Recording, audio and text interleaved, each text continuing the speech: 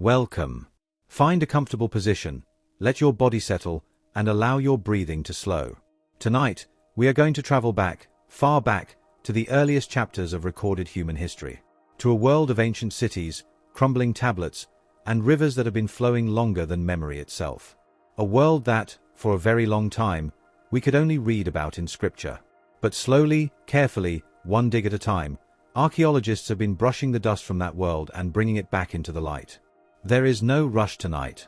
We are in no hurry. Each fact, each discovery, is simply a quiet lantern being lit in a very old darkness. So breathe, relax, and let the ancient world come to you. We begin in Syria. In the hills of northwestern Syria, near a place called Tel Mardik, workers in the 1960s began uncovering the ruins of a city so old it had been forgotten for nearly 4,000 years. This was Ebla. And when Italian archaeologists from the University of Rome arrived to lead a proper excavation in the 1970s, what they found beneath the earth would quietly reshape the way scholars thought about the ancient world. In 1974 and 1975, they uncovered a royal archive. Not just a few inscriptions, not just a handful of broken pottery, but an entire library, roughly 17,000 clay tablets, stacked in the very same room where ancient scribes had left them, preserved by the collapse and burning of the palace above them. The fire that destroyed Ebla had, in a strange act of grace, baked those clay tablets hard and kept them intact through millennia of silence. These are known as the Ebla tablets. They date to around 2300 BCE, and they are written in one of the oldest known Semitic languages, sometimes called Eblate. And what they contain is extraordinary in its ordinariness. Trade records, lists of goods, administrative documents, diplomatic correspondence between Ebla and neighboring kingdoms. The everyday business of a thriving ancient city. But for students of the Bible, the Ebla tablets carried something quietly significant. The tablets mentioned cities and personal names that were strikingly similar to those found in the early books of the Old Testament. They used the same kinds of legal customs, the same forms of covenant language, the same social structures that show up in Genesis. For years, critics had argued that the patriarchal narratives, the stories of Abraham, Isaac, and Jacob, were too archaic to be taken seriously as historical memory. The Ebla tablets suggested otherwise. They painted a portrait of a real and complex ancient world, a world in which those stories could have taken place, a world with its own geography and culture and ways of doing things. Not proof, but resonance. A quiet echo across thousands of years. The tablets also mentioned a city called Sodom, or at least, a city with a remarkably similar name, listed alongside other cities in a way that mirrors a passage in Genesis chapter 14. Scholars debate the exact reading, as they always do with ancient inscriptions, but the convergence was enough to pause even the most skeptical historians. Ebla had been a great city, a city of culture and commerce, and it had been completely forgotten until the dirt gave it back.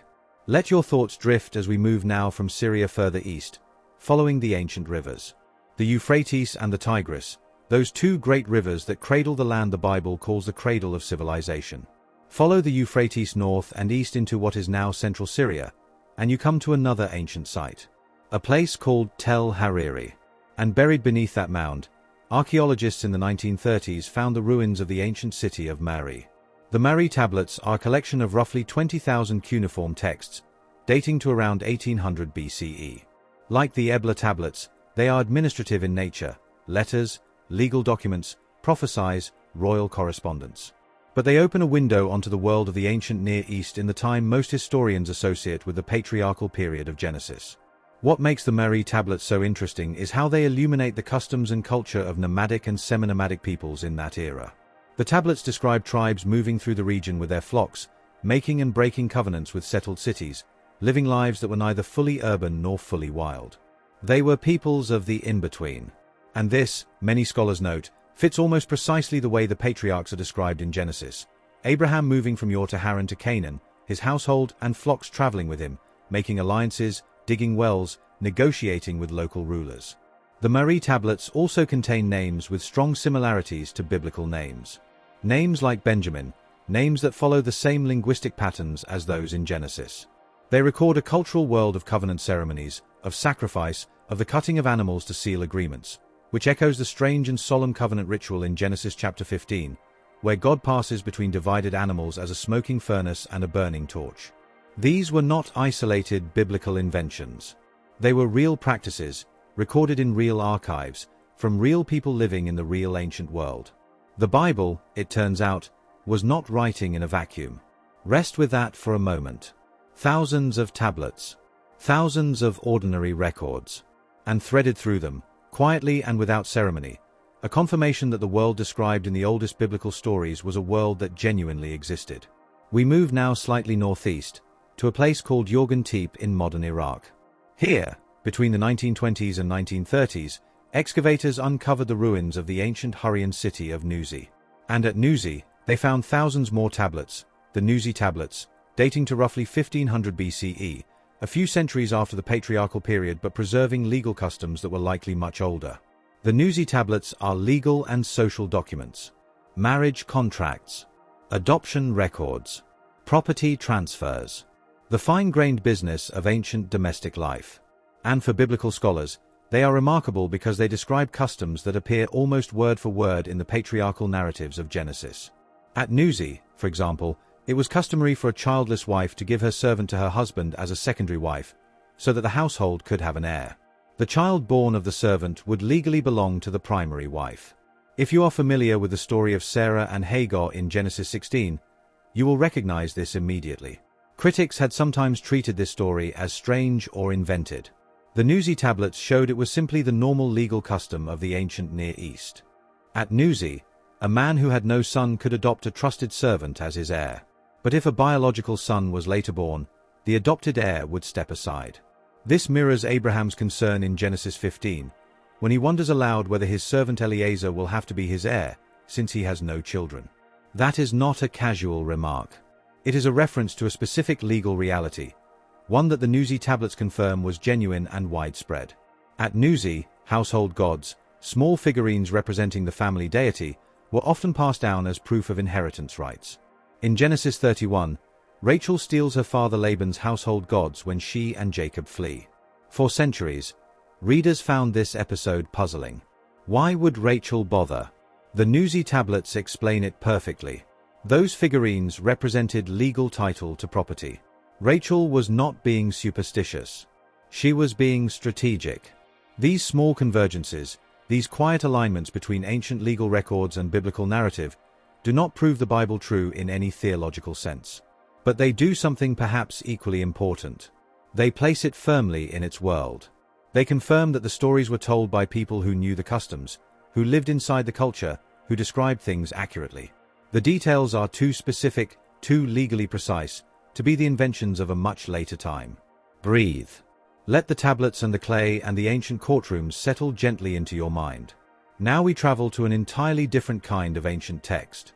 Not a legal document, not a trade record, but a story. One of the oldest stories ever written down.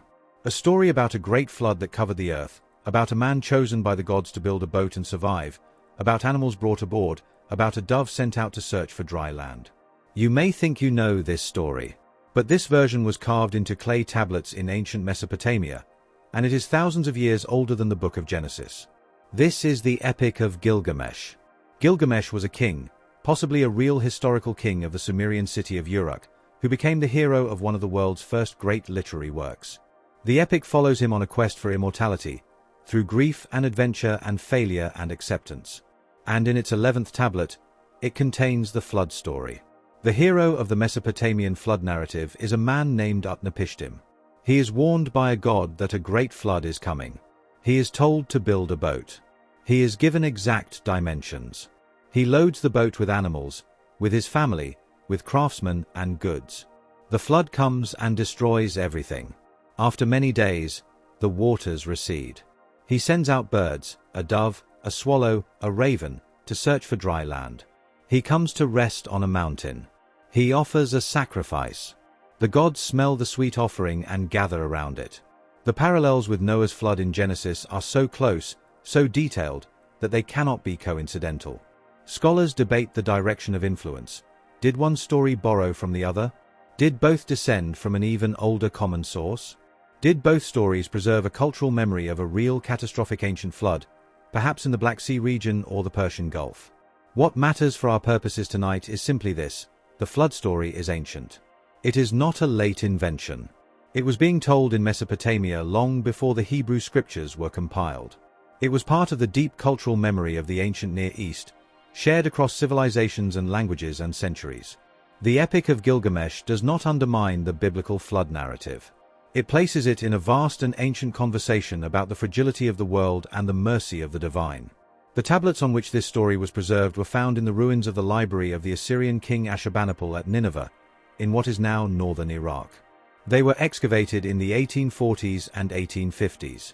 And when a young British museum assistant named George Smith deciphered the flood tablet in 1872 and realized what he was reading, he was so overcome with excitement that he reportedly began taking off his clothes and running around the room. Not the calmest response, perhaps. But then, it was quite a discovery. Let the waters of that ancient story settle around you now. The flood. The boat. The dove. The mountain. Older than we ever imagined. And now, something almost impossibly charming. A map. Drawn in clay. The oldest surviving map of the world, dating to around 600 BCE, found in Babylon and now housed in the British Museum. The Babylonian map of the world.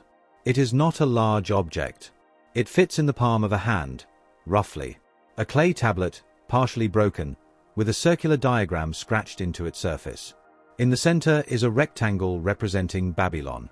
Around it, a ring of ocean, the great encircling sea that the ancient mind placed at the edge of the known world. And within that ring, various lands and cities arranged around Babylon, with a few triangular shapes at the edges representing distant, legendary regions beyond the ocean.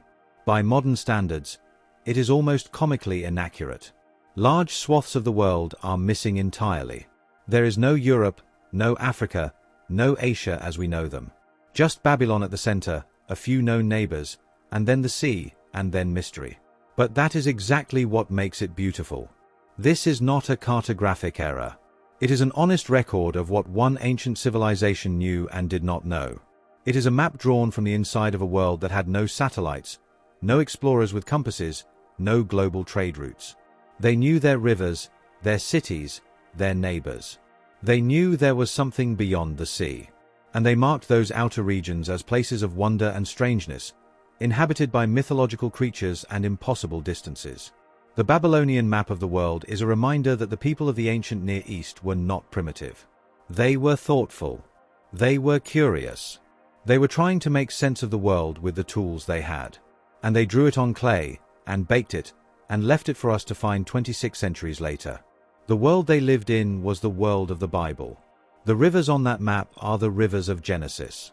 The lands marked around Babylon are the lands of the patriarchs, the prophets, the kings. When you read the Table of Nations in Genesis 10, that strange genealogical list of peoples and places, you are reading the ancient world's attempt to map its own human geography. Not so different, really, from that little clay tablet. We come now to our last discovery for this segment.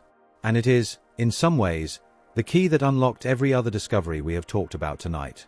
Because without it, the Ebla tablets and the Mari tablets and the Nuzi tablets and the Epic of Gilgamesh would have remained silent.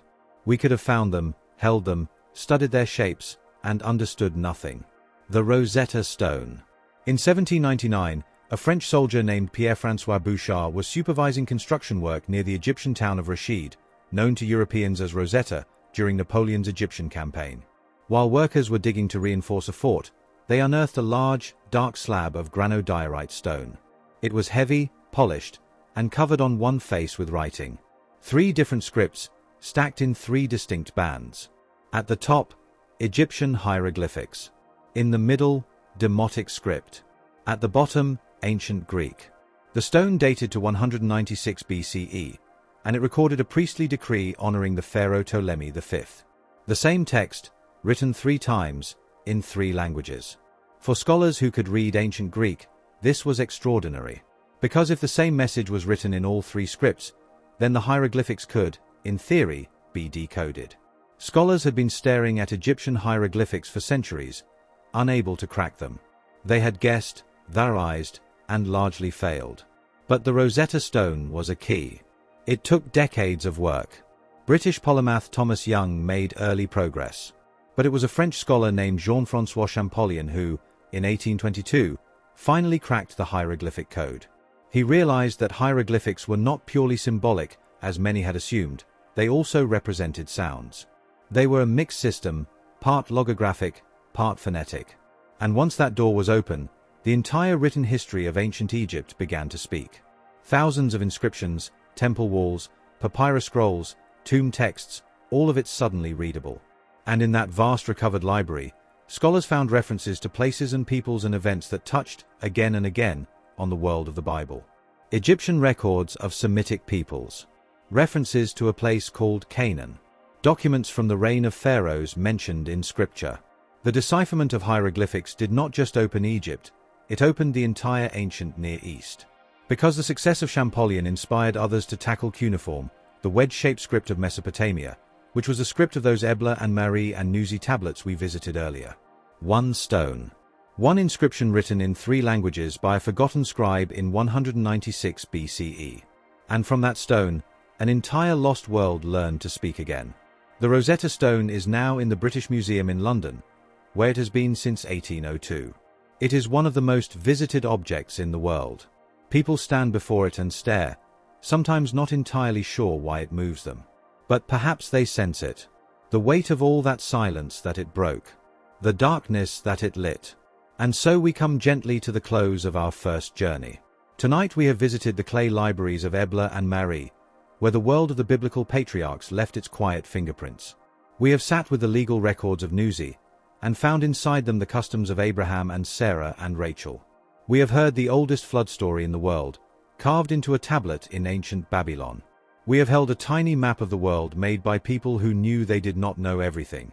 And we have touched the stone that gave us back the voices of the ancient world. We are moving now into one of the most fascinating and deeply debated chapters of biblical archaeology. The emergence of Israel. For centuries, the question of when and how the Israelite people appear in history was largely a matter of faith and tradition. The scripture told the story. Archaeology, for a long time, had very little to add. But over the last 150 years, discoveries have surfaced one by one, each one adding a new thread to the picture. Some of them have surprised scholars. Some have challenged long-held assumptions.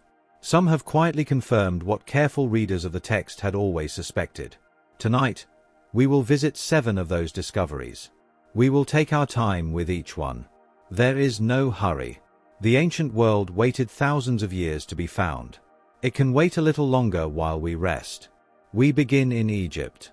Specifically, in the summer of 1896, in a temple at Thebes, where a British Egyptologist named Flinders Petrie was conducting excavations among the ruins of a mortuary complex built for one of Egypt's most celebrated pharaohs. Petrie was a meticulous man, one of the founding figures of scientific archaeology, and he had a gift for recognizing significance in things other people might overlook. In one of the temple chambers, he found a large granite stele, a standing stone slab carved with inscriptions and imagery. It was tall, roughly 10 feet high, and it had been carved during the reign of Pharaoh Merneptah, who ruled Egypt around 1208 BCE. The stele celebrated a military campaign. Merneptah was recording his victories, in the way that pharaohs always recorded their victories, with grand language and careful lists of the peoples he had defeated. And near the bottom of that long inscription, in a passage describing Merneptah's victories in the region of Canaan, there appeared a single line. A single, almost casual reference. It mentioned a people who had been laid waste, whose seed, whose offspring, had been destroyed. And the name of that people, carefully carved into the granite, was Israel. This is the Merneptah stele. And that single line is, as of now, the oldest known reference to Israel in any ancient text outside the Bible itself. Let that sit with you for a moment. 1700 years before the Common Era. A pharaoh's victory inscription. And there, almost as a footnote, a confirmation that a people called Israel existed in the region of Canaan, at a time roughly consistent with the biblical narrative of the period of the Judges or the late period of the Exodus. Scholars note something important about the way the name Israel is written on the stele. In Egyptian hieroglyphic records, different grammatical markers were used to indicate whether a name referred to a nation with a settled territory or to a people without fixed borders, what we might call an ethnic group or a tribal population rather than a kingdom. On the Merneptah stele, Israel is written with the marker for a people rather than a settled state. This suggests that at the time of Merneptah's campaign, Israel was not yet an established kingdom with defined borders. It was a people, a group, a recognizable population, but still in its formative stage. This aligns remarkably well with where the biblical narrative places Israel at that time. Before the monarchy, before the kingdom of David and Solomon, Israel was a loose confederation of tribes, not yet a state. The stele does not tell us everything. It does not confirm the Exodus or the details of the conquest. But it confirms, with the full weight of Egyptian imperial record-keeping, that Israel was real, and that Egypt knew about them, and that they were already distinct enough as a people to be named. Petrie reportedly showed the stele to his colleague Wilhelm Spiegelberg, who translated it. When Spiegelberg pointed out the name Israel, Petrie is said to have smiled and replied that Israel would be pleased to know that their earliest mention in history was in an Egyptian record of their defeat. History does not always announce itself with fanfare. Sometimes it shows up in someone else's victory monument, almost as an afterthought. The Merneptah stele is now in the Egyptian Museum in Cairo. It is one of the most important objects in the history of biblical archaeology, and it was found in a temple ruin by a careful man who knew how to look. We move now to a discovery far more recent.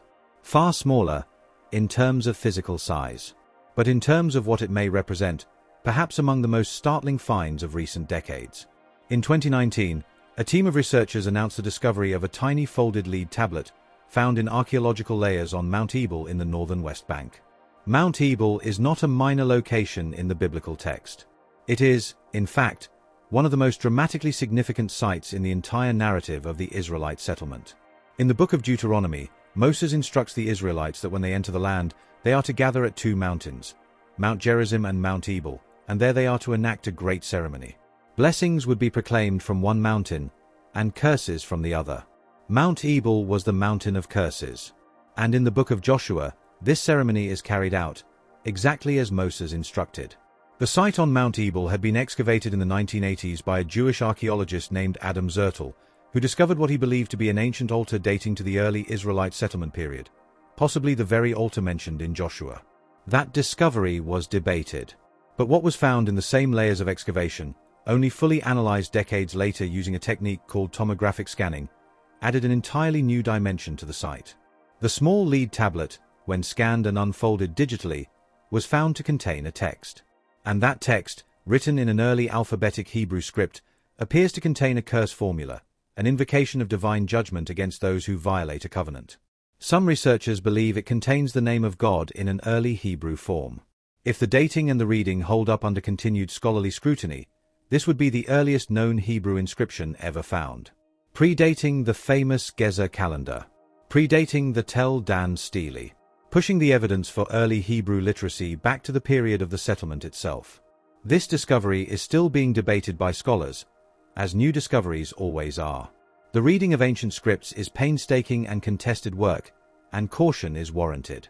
But even the most measured assessments acknowledge that the tablet is genuinely ancient, genuinely from the right location, and genuinely significant. The mountain that the Bible specifically names as a place of covenant curses may have yielded a physical curse tablet from that very period. The connections are quiet, but they are there. And on nights like this, they are enough. Now we follow the fire. Because the next several discoveries we visit tonight are written not in words but in ash.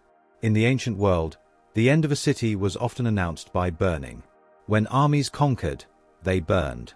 When cities fell, they left behind a layer of destruction, a dark band in the archaeological record, sometimes just a few centimeters thick, but unmistakable to a trained eye. Pottery smashed. Walls collapsed. Grain charred where it lay in its storage jars. Archaeologists call these destruction layers. And across the region of ancient Canaan, they have found several of them dating to the Late Bronze Age, the period roughly between 1200 and 1150 BCE. A period of widespread upheaval across the entire Mediterranean world. A period that overlaps, in various ways, with the biblical account of the Israelite entry into Canaan. One of the most dramatic of these destruction layers is found at Hazor. Hazor was, by the standards of ancient Canaan, a colossus. The largest city in the entire region. It covered roughly 200 acres at its height.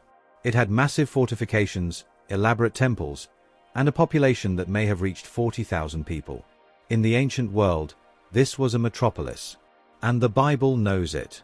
In Joshua 11, Hazor is described as the head of all those kingdoms, the preeminent city of northern Canaan. Joshua's forces are described as burning it.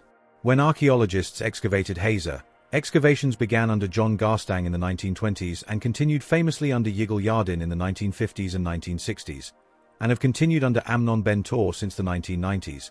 They found exactly what the biblical text describes: a massive and violent destruction layer dating to the Late Bronze Age. Buildings burned to the ground. Temples desecrated. Statues of Canaanite deities systematically smashed and decapitated, a detail that speaks not just of military destruction but of deliberate religious obliteration. The burnt layer at Hazor is real. The city was destroyed. Something ended it with great violence and with what appears to be intentional religious purpose. Who exactly did it, whether it was Joshua's Israelites, the Sea Peoples, internal Canaanite conflict, or some other force, is debated among scholars. But the destruction happened. And the biblical account of Joshua burning Hazor, once considered legendary, now has a real layer of ash beneath it.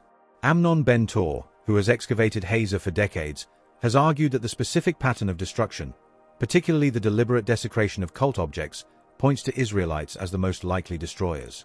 Others are more cautious. But no one disputes the fire itself. Let the smoke of that ancient burning drift quietly past you now.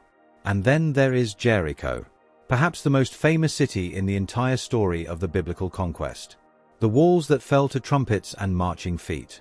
The city that Joshua's forces encircled for 7 days. Jericho is one of the oldest continuously inhabited sites in the world. People have been living at or near Jericho for at least 10,000 years. It was excavated famously by John Garstang in the 1930s and then re-excavated by Kathleen Kenyon in the 1950s. And the archaeological story of Jericho is one of the most contested in all of biblical archaeology. But here is what the ground itself has preserved. At the levels corresponding to the Late Bronze Age, the period most commonly associated with the biblical entry into Canaan, excavators found something remarkable inside the city's storage areas. Large quantities of charred grain. Burnt grain at Jericho. This is significant for 2 reasons. First, it confirms that the city was destroyed by fire. The grain did not rot. It did not gradually disappear over time. It burned, quickly and completely, in the kind of fierce conflagration that happens when a city falls. Second, and perhaps more intriguingly, the grain was still there. In the ancient world, when a city was captured, one of the first things conquering armies did was collect the food stores. Grain was wealth. Grain was survival. You did not leave grain behind. You took it. But at Jericho, the grain was left. It burned in place. This suggests that whoever destroyed Jericho did not loot it in the normal way. And in Joshua 6, there is a specific instruction. The city of Jericho is to be entirely devoted to destruction. Nothing is to be taken. No plunder. The city and everything in it belongs to God. The burnt grain fits that instruction with an almost uncanny precision. Not proof. Never quite proof. But the kind of quiet detail that makes careful people pause. The debate over Jericho's destruction is complex. Kathleen Kenyon's dating of the layers suggested the major Late Bronze Age city may have been smaller or more diminished than Joshua's account implies. Others have pushed back on her dating. The conversation continues in academic journals and at excavation sites and in university seminars. But the grain was there. The fire was real. We move now to a site slightly less famous but no less interesting. A place called Et Tel in the West Bank, which many scholars identify as the ancient city of Ai. In the book of Joshua, Ai is the second city attacked by the Israelites after Jericho, and after an initial setback, it too is destroyed and burned. The debate around Ai is one of the more candid conversations in biblical archaeology, because the evidence does not line up neatly. The site at Et Tel shows a major destruction, but the dating of that destruction appears to be significantly earlier than the Late Bronze Age, placing it in the Early Bronze Age, thousands of years before the period of the conquest. This is not a small discrepancy, and scholars who are committed to historical honesty do not try to paper over it. Various explanations have been proposed. Some suggest that Et Tel is simply not the correct identification for the biblical Ai, that the Real Ai may be located at a nearby site called Khirbet el Makatir, which does show occupation during the Late Bronze Age and has evidence of destruction during the appropriate period. Others propose adjustments to the chronology of the Exodus and conquest themselves. What the Ai question demonstrates is something actually quite admirable about biblical archaeology as a field. It does not always deliver clean confirmations. Sometimes it delivers puzzles. And those puzzles are taken seriously. The honest archaeologist, whether working from a position of faith or skepticism or simple curiosity, goes where the evidence leads and acknowledges where it does not yet speak clearly. The debate goes on. The ground at Et Tel and at Khirbet el Makatir is still yielding its secrets. And that is, in its own way, a kind of gift. The story is not finished. From Ari, we travel to Shechem, a city of tremendous importance in the biblical narrative. Shechem is where Abraham first stopped in Canaan after his long journey from Mesopotamia. It is where Jacob bought a field and settled for a time. It is where Joseph's brothers were pasturing flocks when he came looking for them. It is where Joshua gathered all the tribes of Israel at the end of his life for a great covenant renewal ceremony. Shechem is woven into the fabric of the story from beginning to end. And at the heart of Shechem, according to the book of Judges, stood a great temple. A Canaanite temple dedicated to a deity called Baal-berith, the Lord of the Covenant.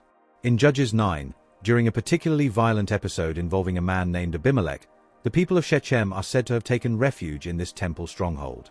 And Abimelech destroyed it. He piled brush against the doors and set it alight, and the tower of Shechem burned. Archaeologists excavating ancient Shechem, a site now called Tel Balata, found a massive temple from the Middle to Late Bronze Age. Large, solidly built, with walls that were extraordinarily thick even by ancient standards, consistent with the biblical description of a migdal, a tower temple. And in the destruction layers of this temple, they found evidence of burning. A fire that ended the structure. The Shechem temple destruction does not come with a nameplate reading Abimelech was here. Ancient destruction layers rarely announce their agents. But the temple existed. It was massive and defensible, exactly as the text describes. And it burned. In the landscape of biblical archaeology, this is how confirmation tends to work. Not in dramatic, unambiguous headlines, but in the quiet accumulation of physical details that match textual descriptions across thousands of years. We come now to the last discovery of our journey tonight. And it is one that feels, in some ways, like it belongs to the future as much as the past. Because it was not uncovered with a brush or a trowel. It was uncovered with a microscope. The Philistines. They are among the most persistent antagonists in the biblical narrative. Goliath and his brothers. Samson and Delilah. The long, grinding wars of the Judges and early monarchy period. The Philistines occupied the coastal plain of southern Canaan, the region around what is now Gaza and the area to its north. The Bible calls them the Philistines. Egyptian records call them the Pele-set. And they were, by all accounts, newcomers. Migrants. People who arrived in Canaan from somewhere else. Where did they come from? The Bible itself hints at an Aegean origin, referring to them as coming from Kafta, a name most scholars associate with Crete or the broader Aegean world. Egyptian records show the Pele-set arriving as part of a great wave of migration known as the Sea Peoples, who swept across the eastern Mediterranean around 1200 BCE and destabilized or destroyed multiple civilizations, including the Hittite Empire. For decades, this was the leading theory. But it was a theory based largely on pottery styles and cultural parallels, suggestive but not definitive. Then, in 2019, researchers published the results of ancient DNA analysis conducted on skeletal remains from the Philistine cemetery at Ashkelon, one of the 5 great Philistine cities. The Ashkelon cemetery had been excavated over many years, and it preserved human remains across several generations of the city's population. The DNA results were striking. The earliest Philistine individuals, those buried in the foundational layers of the cemetery, from the period when the Philistines first appear in the archaeological record, showed significant genetic ancestry from southern European populations. Greek, Sardinian, Iberian. The Aegean world, exactly as the biblical and Egyptian sources had suggested. And then, in the later generations, that European ancestry gradually diminished. As the Philistines settled, integrated, and intermarried with the local Canaanite population over the generations, their genetic signature blended and eventually merged with the regional population. Within a few centuries, the specifically European component was largely absorbed. The DNA from the bones of Ashkelon told a story of migration, settlement, and assimilation. It told the story of a people arriving from across the sea, establishing themselves in a new land, and slowly becoming part of it. Which is, in essence, exactly the story that the ancient texts preserved. Science and scripture, looking at the same people from different angles, arriving at the same conclusion. And so we end our journey tonight in the ancient cemetery of Ashkelon, among the quiet bones of the Philistines, who came from across the sea and left their traces in the earth for us to find 3,000 years later. From the Mernep to Stele, where a proud pharaoh unknowingly carved Israel's earliest monument, to a tiny cursed tablet on a mountain that the Bible named specifically as a place of curses, to the ash of Hazor and the burnt grain of Jericho, to a temple at Shechem that once stood and burned, to the bones of strangers who crossed the sea and made a new home along an ancient coast. The story of Israel's emergence is not simple. It is not neat. Archaeologists argue about the dates and the layers and the identifications. That is exactly as it should be. The earth deserves careful readers. But piece by piece, dig by dig, the picture takes shape. A people. A land. A story being lived in real time, in real places, leaving real traces in the ground. Let that settle into you now. All of it, quiet and old and patient. The world that made these stories is still there beneath the surface, waiting in the dark. The ash has settled now. The ancient fires we visited on our last journey have cooled into the quiet layers of the earth, and the story moves forward. From destruction and emergence, we travel tonight into something gentler. Something that speaks not of armies and burning cities, but of ordinary life. Of children learning their letters. Of farmers marking their seasons. Of a people slowly, gradually becoming a society. Because that is what happened in the centuries after the turbulent period of settlement. The people who would become Israel did not simply appear, fully formed, with a written language and a working culture. They built it. Slowly. From the ground up. And archaeology, patient as always, has preserved some of the earliest evidence of that building. Tonight, we are going to look at some of the oldest examples of Israelite writing ever found. We are going to visit a fortified city that should not have existed when it did. We are going to sit for a while with the evidence of worship, of altar stones worn smooth by ancient hands, of a sacred site where the holiest object in the Israelite world may have rested for generations. These are quiet discoveries. Domestic, almost. But in their own way, they are just as remarkable as a pharaoh's victory stele or a flood tablet from Babylon. We begin with a small piece of limestone. About the size of a thick paperback book, though not quite the same shape. It was found in 1908 during excavations at the ancient site of Gezer, a city that sat at a strategic crossroads in the foothills of Judah, where the coastal plain meets the highlands. Gezer is mentioned many times in the Bible. It appears in the lists of Joshua, in the account of Solomon's building projects, in Egyptian records of campaigns into Canaan. It was a real and significant city. The limestone piece found there is known as the Gezer calendar, and it is one of the oldest known examples of early Hebrew writing. It dates to roughly the 10th century BCE, around the time of the early monarchy, the period of Saul, David, and Solomon. It is not a grand inscription. It is not a royal decree or a religious proclamation. It is, as best as scholars can determine, a simple agricultural calendar. The text, written in an early Semitic script, lists the months of the year according to their agricultural activities. 2 months of harvest. 2 months of planting. 2 months of late planting. A month of hoeing flax. A month of harvesting barley. A month of harvesting wheat and measuring. 2 months of pruning vines. A month of summer fruit. That is the whole document. A farmer's year, scratched onto a piece of limestone and left in the ground for 3,000 years. There is something deeply moving about its simplicity. This was not written by a scribe in a royal court. It was not carved into a temple wall. The handwriting suggests a student or a farmer, or perhaps someone practicing their letters by writing down what they knew best: the rhythm of the growing season, the months and their tasks, the long patient cycle of planting and harvest that governed life in ancient Judah. Some scholars believe it may have been a school exercise, a young person practicing their alphabet by writing out the agricultural calendar they had memorized. If so, then this small piece of limestone is a glimpse not just of early Hebrew writing, but of early Hebrew education. A child in ancient Israel, sitting down to practice their letters, writing about grain and grapes and the pruning of vines. The Gezer calendar is now in the Istanbul Archaeological Museum, where it has been since shortly after its discovery.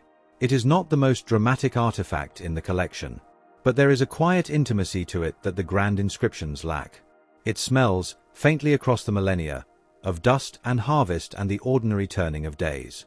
Not far from Gezer in terms of the landscape of ancient Judah, though found nearly a century later, is another piece of early Hebrew writing. This one was discovered in 2005 during excavations at a site called Tel Zayit in the Shephelah, the low foothills that separate the coastal plain from the central highlands of Judah.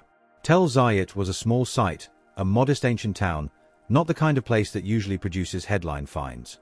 But in that year, excavators working under the direction of Ron Tappy from Pittsburgh Theological Seminary uncovered a large stone with something scratched onto its surface. It was an abecedary, an alphabet inscription. The Tel Zayit abecedary is a stone bearing the letters of the early Semitic alphabet, written out in sequence. All 22 letters, inscribed in a clear, practiced hand. It dates to roughly the 10th century BCE, roughly the same period as the Gezer calendar, perhaps slightly earlier. An abecedary is, at its most basic, a writing exercise. You write the letters of the alphabet in order. It is what you do when you are learning to write, or teaching someone else to write, or demonstrating a script. Children today still do something very similar when they learn their ABCs. The impulse to write the alphabet from beginning to end, in order, as a way of possessing and transmitting the written language, that impulse is as old as literacy itself. What the Tel Zayit abecedary tells us is that in a small, unassuming town in the Judean foothills, in the 10th century BCE, someone knew how to write. Not just a royal scribe in a capital city. Not just a priest in a major temple. Someone in an ordinary town, in an ordinary building, sat down and wrote out the alphabet on a stone. Literacy was spreading. It was moving out of the palaces and temples and into the towns and villages of ancient Judah. This matters for biblical studies because one of the long-standing debates about the Hebrew Bible is the question of when the texts were first written down.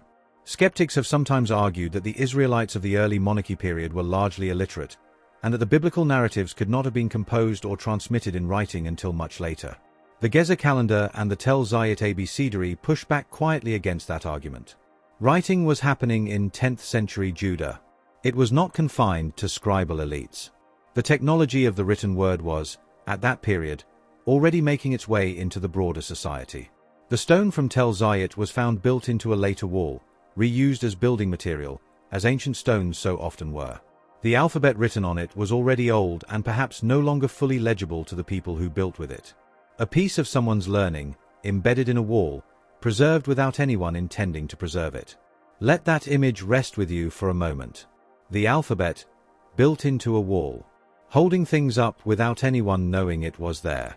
We move now to a discovery that sits at the intersection of writing and royal administration, and that has been one of the more passionately discussed finds in recent biblical archaeology. We are going to a site called Khirbet Qeiyafa, which sits on a prominent ridge in the Elah Valley, the very valley where, according to the book of 1 Samuel, the young shepherd David fought the Philistine champion Goliath.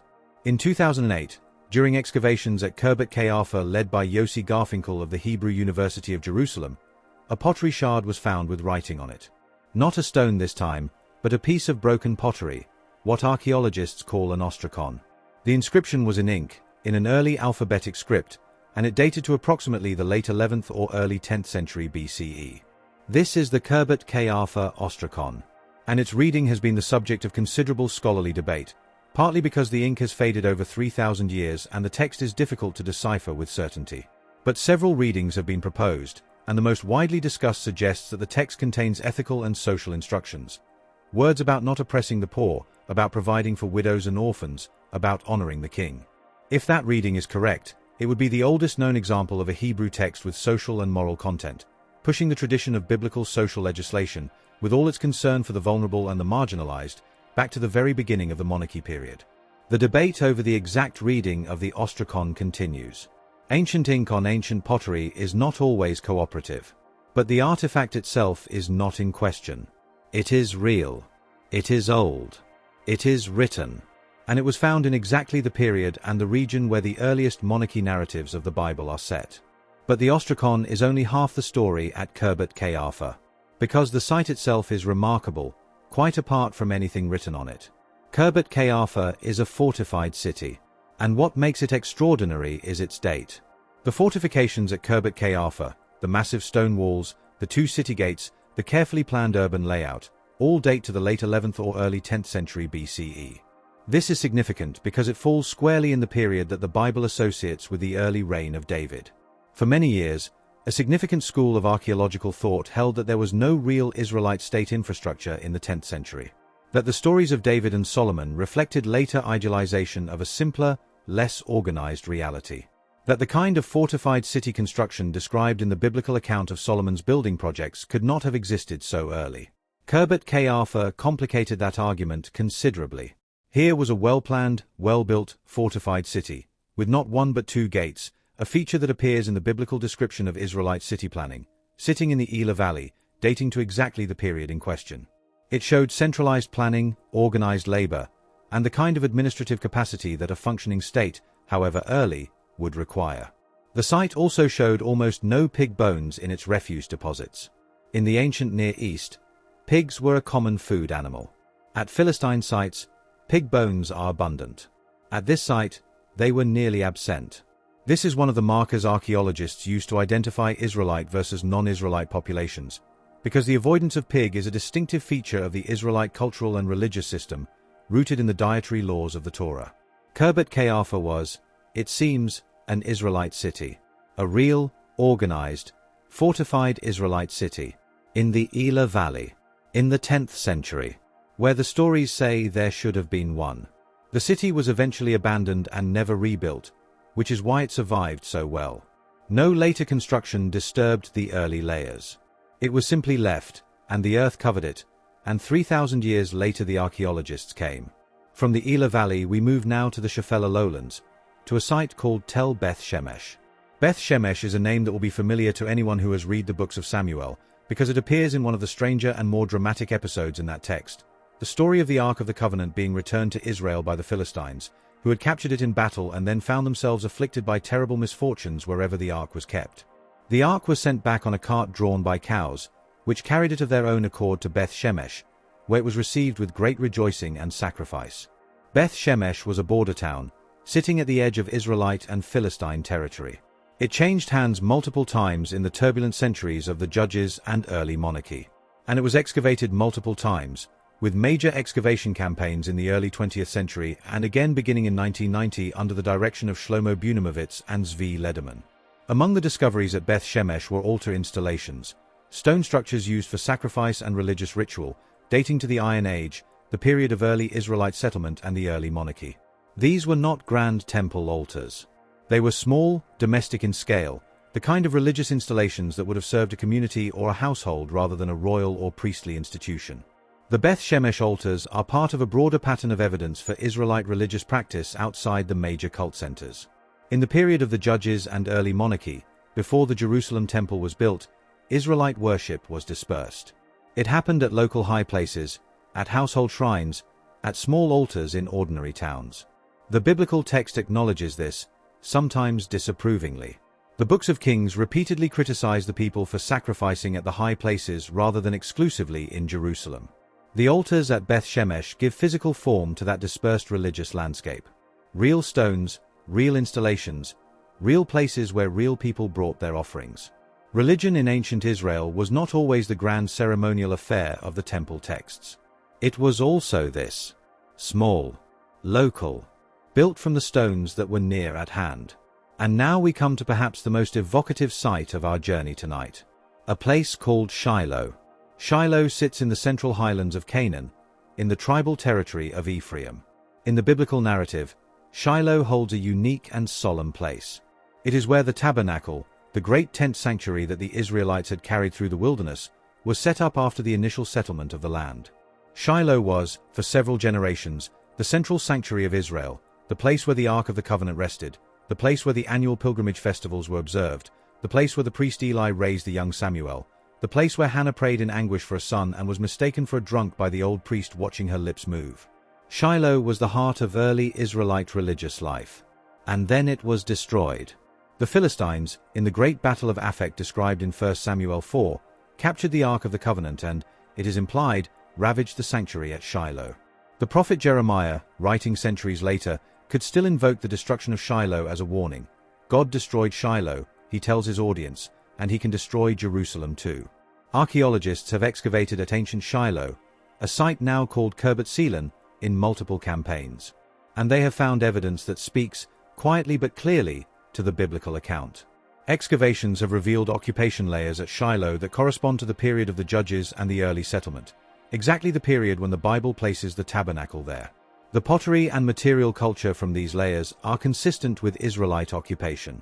And significantly, the site shows evidence of a large, flat, open area at its summit, a temenos, a sacred enclosure that would have been consistent with the placement of a large tent sanctuary.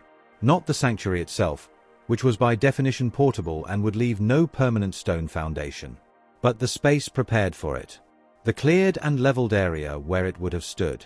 The tabernacle, being a tent, does not leave the kind of permanent archaeological footprint that a stone temple does. This has sometimes been used as an argument against the historicity of the tabernacle narrative. But the absence of stone foundations is exactly what we should expect if the sanctuary was genuinely a tent structure. What we can look for instead is the prepared sacred space, the surrounding settlement, the evidence of activity consistent with a major cult center. And then there is the evidence of destruction. At Shiloh, the relevant occupation layers end with a destruction horizon. A burnt layer. The site was violently destroyed and then largely abandoned in the Iron Age I period, roughly the 11th century BCE, which is exactly when the Bible says Shiloh fell. The destruction of Shiloh is not announced in the Archaeology with a carved inscription. But the burnt layer is there. The abandonment is there. The timeline fits.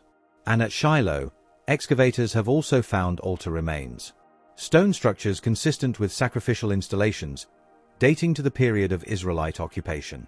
Altars at a site where the Bible specifically describes altar activity, in a period that matches the biblical chronology. The physical remnant of a religious life that the text describes in intimate detail. The young Samuel sleeping in the sanctuary. Eli the priest growing old and heavy in his chair by the door. Hannah weeping before God until her silent prayer was answered. The ark resting in its tent in the Ephraimite highlands, year after year, through the long uncertain centuries of the judges. These are stories. But beneath them, in the ground at Kirbet Selan, there is ash. There is pottery. There is a leveled sacred space and the stones of an altar.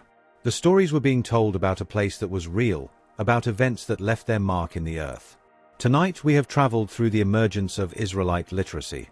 We sat with a child's agricultural calendar scratched onto limestone at Gezer. We traced the alphabet on a stone from Tel Zayit, written by someone learning to write in a small Judean town. We read the faint ink of an ostracon from Kirbet Kaiafa, where the oldest Hebrew moral writing may have been preserved. We walked the walls of a fortified Israelite city in the Elah Valley that should not have existed, according to some theories, but did. We visited the small altars of Beth Shemesh, where ordinary people brought their ordinary offerings. And we stood at Shiloh, where the tent of God once rested in the highlands, and where the ground remembers, in ash and stone, that something holy and fragile once burned there. A people finding their voice, learning their letters, building their cities, practicing their faith in the hills and valleys of a land that was slowly, imperfectly, becoming theirs. That is the story the ground tells tonight. And it is enough. Let your thoughts slow now. Let the alphabet and the altars and the old stones settle into quiet. The highlands of ancient Judah are dark and still. The tent at Shiloh is long gone. But the space where it stood is still there, waiting patiently under the sky. The altars at Shiloh have grown cold. The tent in the highlands has been folded away. And the story moves forward again, as it always does, carried on the shoulders of the people who lived it. From the dispersed, uncertain world of the judges, a world of local altars and small fortified towns and an alphabet being slowly, carefully passed from hand to hand, we arrive now at one of the most debated and most fascinating periods in all of biblical history. The United Monarchy. The Kingdom of David and Solomon. The moment when, according to the biblical narrative, the scattered tribes of Israel cohered into something larger. A state. A dynasty. A kingdom with a capital city and a palace and a temple and trade routes stretching to the edges of the known world. For a long time, this was the period that skeptics pointed to most confidently when they wanted to argue that the Bible was more legend than history. David and Solomon, they suggested, were idealized figures. Folk heroes magnified by later tradition into kings of impossible grandeur. The Jerusalem they supposedly ruled was, in the 10th century BCE, nothing more than a modest highland village. There was no great palace, no vast empire, no gleaming temple, just a small hilltop settlement and a story that grew larger with every retelling. Then the ground began to speak. It has not spoken all at once, and it has not spoken without ambiguity. Archaeology rarely does.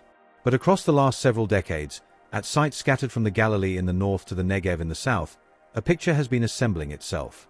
Piece by piece, gate by gate, inscription by inscription. And the picture looks more and more like a kingdom. We begin where the kingdom began. In Jerusalem, on the hill that the Bible calls the City of David. The City of David is the oldest part of Jerusalem, a narrow ridge running south from the later Temple Mount above the Kidron Valley. It was here, according to 2 Samuel, that David captured a Jebusite fortress and made it his capital. And it was here, in excavations conducted over many decades and accelerating dramatically in the early 2000s under the direction of Eilat Mazar, that something very large and very old was found. The large stone structure. That is what archaeologists call it, with a kind of plain descriptive naming that archaeologists favor when they want to let the object speak for itself before interpretation takes over. And it is, in every sense of the word, large. A massive stone construction, built from enormous boulders, sitting at the northern end of the City of David Ridge. Its walls are thick. Its scale is monumental by the standards of the period. And it dates, in the assessment of its excavator and many who have studied her findings, to the 10th century BCE. Eilat Mazar believed, and argued carefully and at length, that this was the remains of David's palace. The palace described in 2 Samuel 5, where David received the Phoenician craftsmen sent by Hiram of Tyre, who came with cedar wood and skilled builders to construct a house for the new king. The biblical text places this palace at the northern end of the City of David, at the highest point of the ridge. The large stone structure sits at exactly that location. The identification is not universally accepted. Other scholars argue about the dating, about the interpretation of the stratigraphic layers, about whether the structure might belong to a slightly different period. These debates are legitimate and ongoing. But the structure itself is not in question. Something enormous was built on that ridge in the Iron Age. Something that required massive organization of labor and materials. Something that speaks of centralized power and monumental ambition. In the fill layers associated with the large stone structure, Mazar's team found pottery and other artifacts consistent with the 10th century. They also found, in an adjacent area, a royal seal impression, a bulla, belonging to someone mentioned in the book of Jeremiah. While that particular find postdates David by centuries, the continuous use of the site from the early monarchy through the later period speaks to its enduring centrality in Israelite royal and administrative life. The large stone structure stands today as one of the most significant and most discussed finds in the archaeology of Jerusalem. Stand at the edge of its excavated remains and look out over the Kidron Valley, and you are standing where, if the identification is correct, a shepherd from Bethlehem once stood and looked out over a city he had made his own. Now we travel north. Far north, to the Upper Galilee, to a site near the headwaters of the Jordan River called Tel Dan. Dan was one of the northernmost cities of ancient Israel, and the phrase from Dan to Beersheba, meaning from the northern extreme to the southern, was the biblical way of saying the whole length of the land. In 1993, during excavations at Tel Dan led by Ovron Byron, a fragment of a basalt stele was found in a secondary context. It had been broken up and reused as building material, as so many ancient inscriptions were. The next year, 2 more fragments were found nearby. When the pieces were examined, the inscription on them proved to be in Aramaic, and it dated to the 9th century BCE. This is the Tel Dan stele, and it contains, clearly and unambiguously, the phrase "Beat David," the House of David. The inscription was set up by an Aramean king. Most scholars believe it was Hazael of Damascus, to celebrate his military victories over the kingdoms of Israel and Judah. He boasts of killing the king of Israel and the king of the house of David. BYTDWD, in the Aramaic script. Beat David. The dynasty of David. The royal house that traced its lineage back to the shepherd king of Bethlehem. This was the first time the name David had appeared in any ancient text outside the Bible. And it appeared not in an Israelite text, not in a friendly source, but in the boastful inscription of an enemy king. An Aramean ruler, recording his victories, referred to the kingdom of Judah by the name of its founding dynasty as though that name were already well established, already recognized, already the standard way of referring to that state. You do not name your enemy's kingdom after a legendary figure. You name it after a real one. The House of David was, by the 9th century, a known political entity in the ancient Near East. Known to its neighbors. Known to its enemies. Known well enough that a foreign king carved it into stone as the name of the people he had defeated. The Tel Dan Stele is now in the Israel Museum in Jerusalem. It is not large. It is not beautiful in the way that the great royal monuments of Egypt or Assyria are beautiful. But it carries, in its few lines of chipped Aramaic, a weight entirely disproportionate to its size. A name. A dynasty. A man from Bethlehem whose house was still standing, still ruling, still recognizable to the world, a century after he died. We move now from inscriptions to industry. Because a kingdom is not only palaces and inscriptions. A kingdom is copper and iron and trade and the grinding, unglamorous work of keeping an economy running. And in the southern reaches of what was David and Solomon's territory, archaeologists have found evidence of exactly that kind of industrial activity. At a site called Elawat, in the Manasee Hills near the coast, excavations revealed an unusual architectural complex. The site is not large, but its buildings show a distinctive style. Semicircular rooms arranged around a central corridor, a layout that has parallels in Sardinian Nuragic architecture and in structures associated with the Sea Peoples. This has led some researchers to connect Elawat with the Shardana, one of the Sea Peoples groups, who are thought to have settled in Canaan. The bronze production evidence found at the site suggests it was a center for metalworking during the Iron Age, contributing to the broader picture of an increasingly sophisticated economic landscape in the region during the period of the early Israelite monarchy. The question of who controlled these production centers, and how they fed into the larger political economy of the period, is one that continues to generate productive debate. But it is further south, in the dramatic landscape of the Arabah Desert, that the most striking evidence of ancient metallurgy has been found. The Arabah is the long, arid valley that runs from the Dead Sea south to the Gulf of Aqaba, what the Bible calls the Sea of Reeds or the Red Sea in some passages, and which is associated with the ancient port city of Ezion-Geber, mentioned in the accounts of Solomon's trading fleet. At Timnah, in the southern Arabah, there are ancient copper mines. This is not a metaphor. The copper mines at Timnah are real, and they are old, extraordinarily old, in some cases going back thousands of years before the Israelite period. Egyptian pharaohs worked them, and they continued to be worked long after the Egyptians withdrew. Research conducted in the Timnah Valley, including work published in the 2010s by teams from Tel Aviv University and elsewhere, has produced evidence of copper smelting activity at Timnah dating to the 10th century BCE, the period of David and Solomon. The evidence includes slag heaps, smelting installations, and other industrial remains consistent with large-scale copper production. Copper was the strategic resource of the ancient world. Whoever controlled the copper mines of the Arabah controlled a significant source of wealth and military material. Bronze, the alloy of copper and tin that had dominated weaponry and tool-making for millennia, was still vitally important in this period, even as iron was beginning to make its appearance. A kingdom that could extract, smelt, and trade copper was a kingdom with real economic power. The Bible describes Solomon as a king of almost incomprehensible wealth. Gold and silver and bronze and cedar and fine linen. Trading ships on the Red Sea, bringing back gold and precious stones and exotic animals. An economy that stretched from Egypt to Arabia to Offa, wherever Offa was.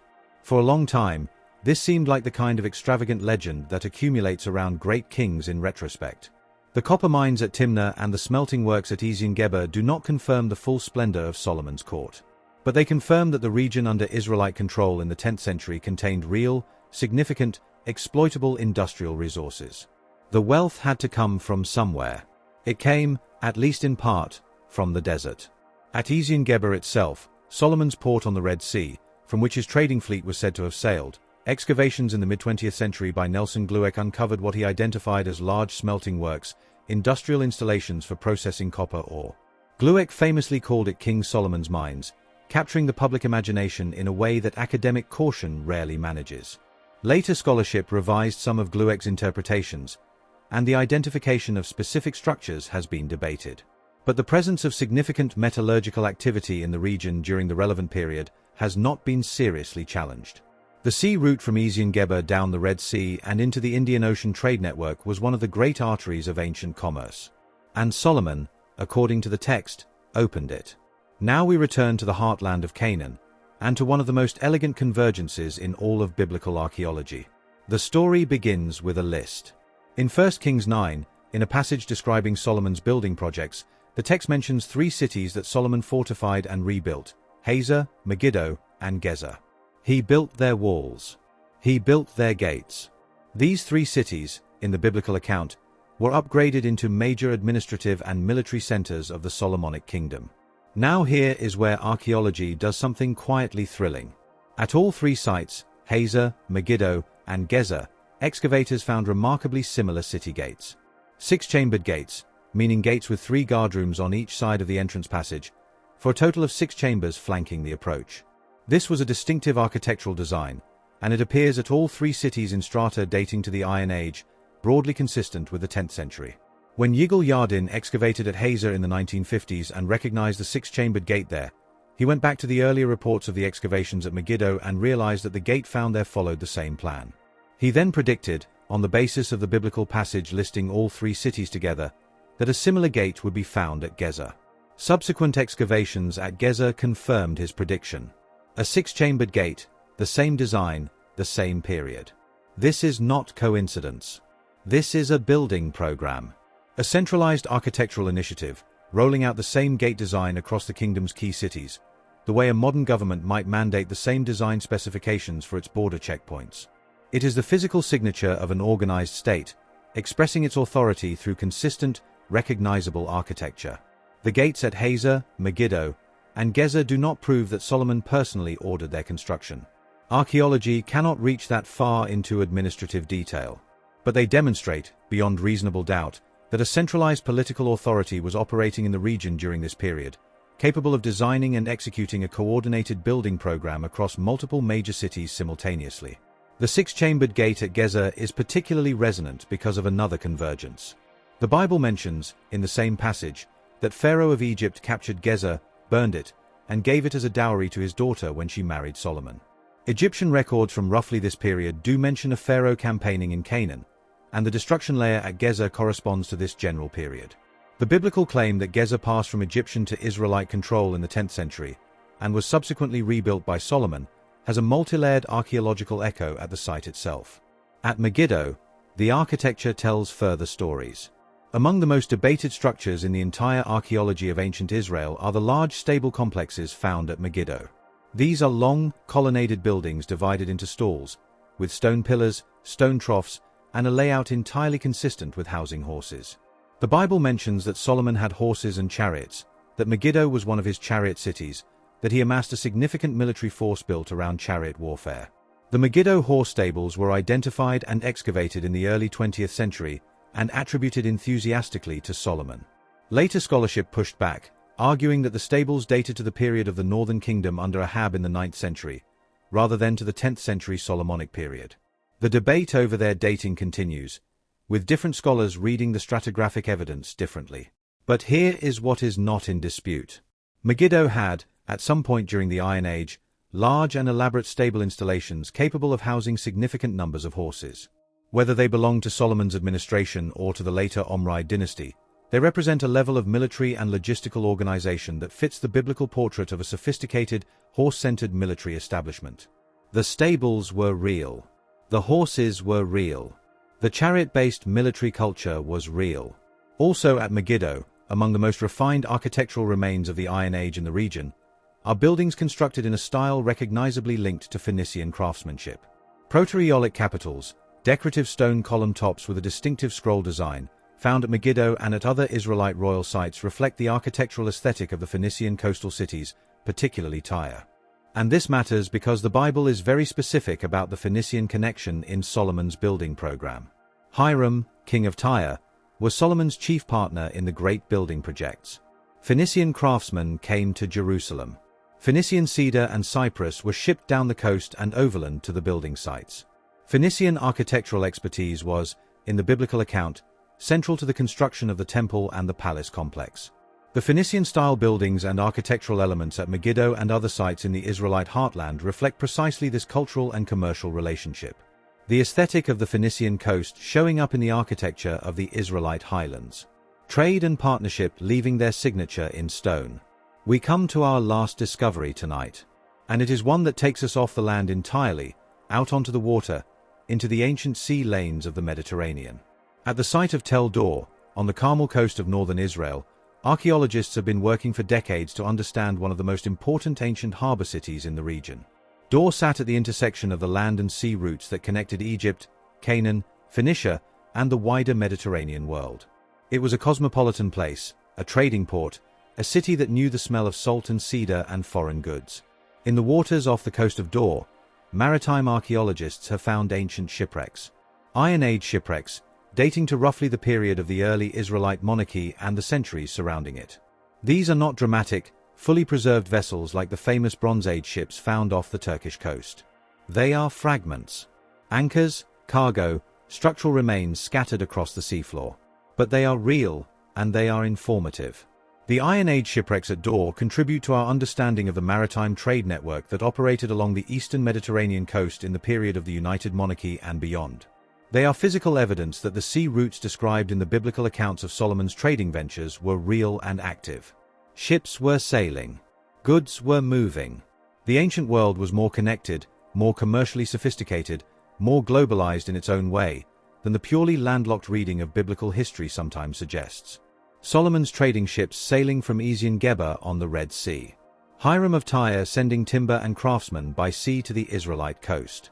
The coastlands and islands mentioned in the Table of Nations in Genesis, connected by water to the Levantine shore. These were not poetic flourishes. They were descriptions of a real maritime world, and the seafloor off the coast of Dor preserves its traces. And so we come gently to the close of our fourth journey. Tonight we have stood at the large stone remains on the city of David Ridge, where a shepherd from Bethlehem may have ruled a kingdom. We have read the name of his dynasty in the boastful inscription of an Aramean enemy. We have followed the smoke of ancient copper smelters through the desert valleys of the Arabah.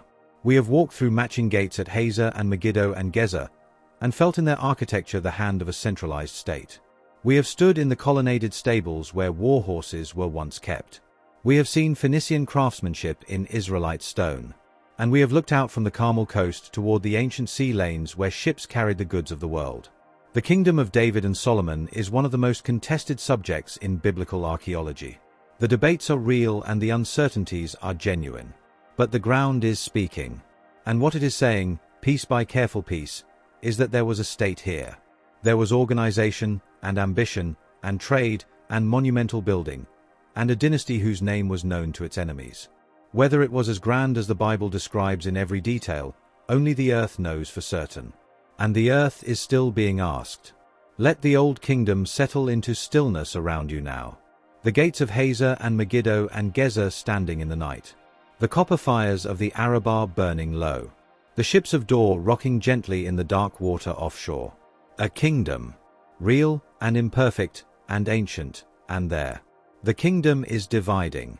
It happened, according to the biblical account, in the generation after Solomon. A dispute over taxation and forced labor. A young king who would not listen to the counsel of his father's older advisors. A people who had grown weary of heavy burdens. And so the 10 northern tribes broke away, and took with them the name Israel, and built their own capital at Samaria in the highlands of Ephraim. And the 2 southern tribes, Judah and Benjamin, kept Jerusalem, and kept the line of David, and called their kingdom Judah. For 2 centuries, these 2 kingdoms existed side by side. Sometimes as enemies, sometimes as uneasy allies, always as rivals. The northern kingdom of Israel was larger and wealthier, sitting astride the great trade routes of the Jezreel Valley and the coastal plain. The southern kingdom of Judah was smaller, more isolated, tucked into the highlands with Jerusalem at its center. Both left their marks in the historical record. Both were eventually destroyed, Israel by Assyria in 722 BCE, Judah by Babylon in 586 BCE. And between their founding and their endings, the ancient world beyond their borders was watching. Recording. Carving its own account of events into stone monuments and administrative records and royal inscriptions that would lie in the earth for 2,500 years, waiting for the excavators to come. Tonight, we visit those records. Tonight, the neighbors of ancient Israel and Judah speak. And what they say, carved in Assyrian basalt and Aramaic stone and Ammonite bronze, is that the biblical kingdoms were real, their kings were real, and the events described in the books of Kings and Chronicles were happening in a world that left abundant evidence of itself behind. We begin with the Assyrians. Because when the great empire of Assyria looked west, toward the small kingdoms of the Levant, it saw not just enemies and tributaries but raw material for its own imperial narrative. Assyrian kings recorded their campaigns in enormous detail. They carved their victories onto stone slabs and obelisks and palace walls. They were, by the standards of the ancient world, meticulous self-documentarians. And in documenting themselves, they documented everyone they encountered, including Israel. The Kirk monolith is a large stone stele, standing roughly 2 meters tall, carved with the figure of the Assyrian king Shalmaneser III and covered in cuneiform text. It records the military campaigns of Shalmaneser, and it was found in the 19th century at a site called Kirk in what is now southeastern Turkey. It dates to approximately 853 BCE. In its account of the Battle of Karkar, fought in that year along the Orontes River in Syria, the Kirk monolith lists the coalition of kings who opposed the Assyrian advance. And among them, clearly named, is Ahab the Israelite. The same Ahab who appears in 1 Kings. The husband of Jezebel. The king who built the ivory palace. The man whom the prophet Elijah confronted on the plain of Jezreel. Ahab the Israelite, contributing 2,000 chariots and 10,000 foot soldiers to the coalition against Shalmaneser. 2,000 chariots. That is, if the Assyrian record is accurate, a significant military force. Larger, in fact, than the chariot contingent of any other member of the coalition. The Assyrian scribe recording these numbers was not trying to honor Ahab. He was recording his own king's great achievement in facing such a formidable alliance. But in doing so, he confirmed that the king of Israel in the 9th century was a major regional military power. Not a petty chieftain.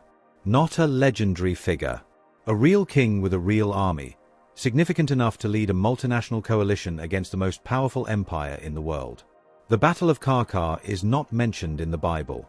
This is sometimes noted with surprise, but it should not be. The biblical books of Kings are not comprehensive military histories. They are theological narratives, selecting events that serve their purpose. Karkar, apparently, did not fit the narrative the biblical editors were constructing around Ahab, a king they judged harshly for other reasons. But the Assyrian record preserved it. And the Kirk monolith, standing in the British Museum in London, confirms that Ahab of Israel was precisely the kind of king the biblical text describes him as being: powerful, militarily sophisticated, and deeply embedded in the politics of the ancient Near East. Let that settle for a moment.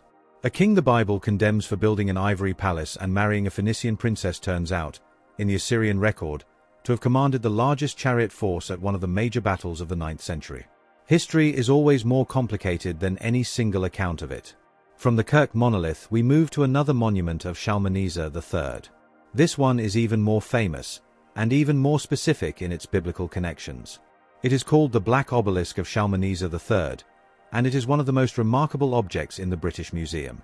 It is a tall, four-sided pillar of black limestone, roughly 2 meters high, carved on all 4 sides with rows of relief sculptures and cuneiform text. It was found at the ancient Assyrian capital of Nimrud in the 1840s by the British excavator Austin Henry Laird, and it dates to around 827 BCE. It records the campaigns and tributes of Shalmaneser across his long reign. And on the second row of reliefs, clearly depicted and clearly labeled in the accompanying text, is a scene of tribute being paid to the Assyrian king. A man is shown prostrated before Shalmaneser, bowing with his face to the ground, his attendants carrying tribute behind him. The cuneiform text identifies this man as Iaua, son of Omri. And Iaua, in the Assyrian rendering of the name, is Jehu. Jehu, the commander who, in 2 Kings 9 and 10, drove his chariot furiously to Jezreel, killed King Joram of Israel, executed the queen mother Jezebel, and wiped out the entire dynasty of Ahab. The same Jehu who then paid tribute to Assyria, abandoning the policy of resistance that Ahab had maintained. Here, on the Black Obelisk, we can see him. A king of Israel, kneeling before the Assyrian emperor, his face touching the ground. It is one of the most vivid and most direct convergences between the biblical text and the archaeological record anywhere in the ancient world. A person named in the Bible, depicted in foreign art, in a posture that perfectly matches the historical context described in the biblical account. The Black Obelisk does not just confirm that Jehu existed. It confirms a specific moment in Israelite political history, the moment when Israel shifted from resistance to submission in its relationship with Assyria. The biblical text describes this shift in terms of dynasties and coups and divine judgment. The Assyrian obelisk records it in terms of tribute and imperial power. They are looking at the same event from different sides of the relationship. The face of Jehu, bowing to Shalmaneser. Real and preserved, in black limestone. We move now from the Assyrian record of Israel to the internal records of the northern kingdom itself. To a city that has given its name to an entire period of Israelite history. Samaria. Samaria was built by Omri, the father of Ahab, as a new capital for the northern kingdom. It sat on a prominent hill in the central highlands, with commanding views in every direction. It was a purpose-built royal city, and it was, in the 9th and 8th centuries BCE, the administrative heart of one of the more sophisticated states in the Levant. In the excavations of ancient Samaria, conducted in the early 20th century, archaeologists found a cache of administrative documents written on pottery sherds in ink. These are the Samaria ostraca. There are approximately 100 of them, dating to roughly the 8th century BCE, the period of the later Northern Kingdom. They are tax receipts and administrative records, records of shipments of wine and oil coming into the royal storehouses from the surrounding estates. They are not dramatic reading. They record names, amounts, and locations. Jars of wine from such and such an estate. Measures of fine oil delivered in a certain year of a certain king's reign. But they are the internal paperwork of the Israelite state, and they are rich with detail. The personal names in the Samaria ostraca are particularly interesting. Many of them are compound names incorporating the name of the Israelite god, names like Abiah, meaning my father is God, or Yediah, meaning God knows. These are names that reflect the Yahwistic religious culture of Israel. But alongside them appear names incorporating the name of Baal, the Canaanite deity whose worship the biblical prophets condemned so passionately, names like Bala and Meribal. The ostraca capture, in a handful of administrative records, the very religious tension that fills the books of Kings and the prophetic literature. Israelite society in the 8th century was genuinely divided between the worship of Yahweh and the worship of Baal, exactly as Elijah and Hosea and Amos insisted. The documents of an ordinary royal bureaucracy, recording the arrival of wine and oil, inadvertently preserving the religious landscape of an entire civilization. And then there are the ivories. Also from Samaria. In the same excavations that produced the ostraca, archaeologists found fragments of carved ivory, small decorated plaques, inlays, and figurines, carved with extraordinary delicacy in the Phoenician style. Sphinxes and lotus flowers and cherubim and Egyptian motifs and intricate geometric patterns, all executed in ivory with a skill that speaks of professional craftsmen working at the highest level of ancient artistic production. These are the Samaria ivories. And the Bible told us to look for them. 1 Kings 22 describes Ahab's palace as a house of ivory. The phrase has sometimes been read as poetic hyperbole. But the Samaria ivories confirm that it was literal. The palace at Samaria was decorated with carved ivory.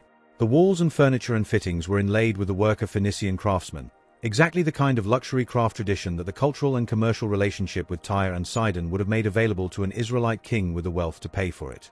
Amos, the 8th century prophet from Tekoa, condemned the wealthy women of Samaria as cows of Bashan, lazing on their beds of ivory, drinking wine in bowls. He predicted that those beds of ivory would perish. The beds of ivory, or what remains of them, were found in the rubble of Samaria's destruction. Amos was describing something real when he described it, and when he condemned it. The ivory fragments from Samaria are now distributed among several museums, including the Rockefeller Museum in Jerusalem and the British Museum. They are beautiful objects, heartbreakingly delicate, made by skilled hands that turned to dust long ago. From the Northern Kingdom we move south and slightly east, to a site in the Jordan Valley called Tel Rehov. Tel Rehov has been excavated since the 1990s, and among its most interesting finds are clay ceilings, small lumps of clay impressed with seals, used in the ancient world to authenticate documents and secure shipments. The ceilings from Tel Rehov date to the Iron Age and carry impressions of official seals from the period of the Northern Kingdom. What makes the Tel Rehov ceilings particularly interesting is what they contribute to our understanding of Israelite administrative practice. Official seal impressions found in archaeological context confirm the existence of a functioning bureaucracy, officials with their own named seals, authenticating official transactions in a recognizable administrative system. This is not the evidence of a simple tribal society. It is the evidence of a state with records, with officials, with the infrastructure of governance. Tel Rehov also produced, in other levels of excavation, evidence of one of the most remarkable ancient industries found anywhere in the ancient Near East. A large and organized apiary, a complex of clay beehives, stacked in rows, representing a significant commercial honey production enterprise. Honey was a valuable commodity in the ancient world, and the scale of the Tel Rehov apiary suggests organized, centrally managed production. The land of milk and honey was not only a metaphor. It was a description. Now we turn from the Israelite record to the Philistine record. Because the Philistines, those great antagonists of the early Israelite narrative, were still very much present in the divided kingdom period. And they left their own inscriptions. At the ancient Philistine city of Ekron, identified with a site called Tel Mikni in the Shephelah, excavations conducted in the 1980s and 1990s produced one of the most precisely datable inscriptions ever found in the region. It is known as the Ekron Royal Inscription, and it was found in 1996 in the remains of a large public building. The inscription is a dedicatory text, celebrating the construction of a temple by a king of Ekron. And it names 5 successive kings of Ekron by name, ending with a king named Ikausu, son of Pardi. Both Ikausu and Pardi appear in Assyrian records from the same period, in exactly the father-son relationship described in the inscription. The text can be dated with precision to around 690 BCE. For biblical archaeology, the Ekron inscription is a demonstration of the methodology at its most satisfying. A text found in excavation, naming kings who appear independently in Assyrian records, dating precisely to its historical context, and confirming the identification of the site with the biblical city of Ekron. All the threads pulled together at once. Not far from Ekron, the ancient Philistine city of Gath, identified with a site called Tel Asophi, has been under excavation since the late 1990s under the direction of Aaron Meir. And at Gath, in 2005, a pottery sherd was found with an inscription dating to the 10th or 9th century BCE. The inscription contains 2 names written in early alphabetic script. Those names, in their linguistic form, are closely related to the name Goliath. The Gath inscription does not say that Goliath existed. It does not name the biblical giant himself. What it does is establish that names with this precise linguistic form, names belonging to the same etymological family as Goliath, were in use at Gath, in the Philistine cultural context, at roughly the period when the biblical story is set. This is exactly what we would expect if the story of David and Goliath preserved genuine historical memory of a real cultural and geographic context, rather than being invented wholesale at a later time. The details are right. The city is right. The name type is right. The period is approximately right. The story knew what it was talking about. We move now to the Aramean world.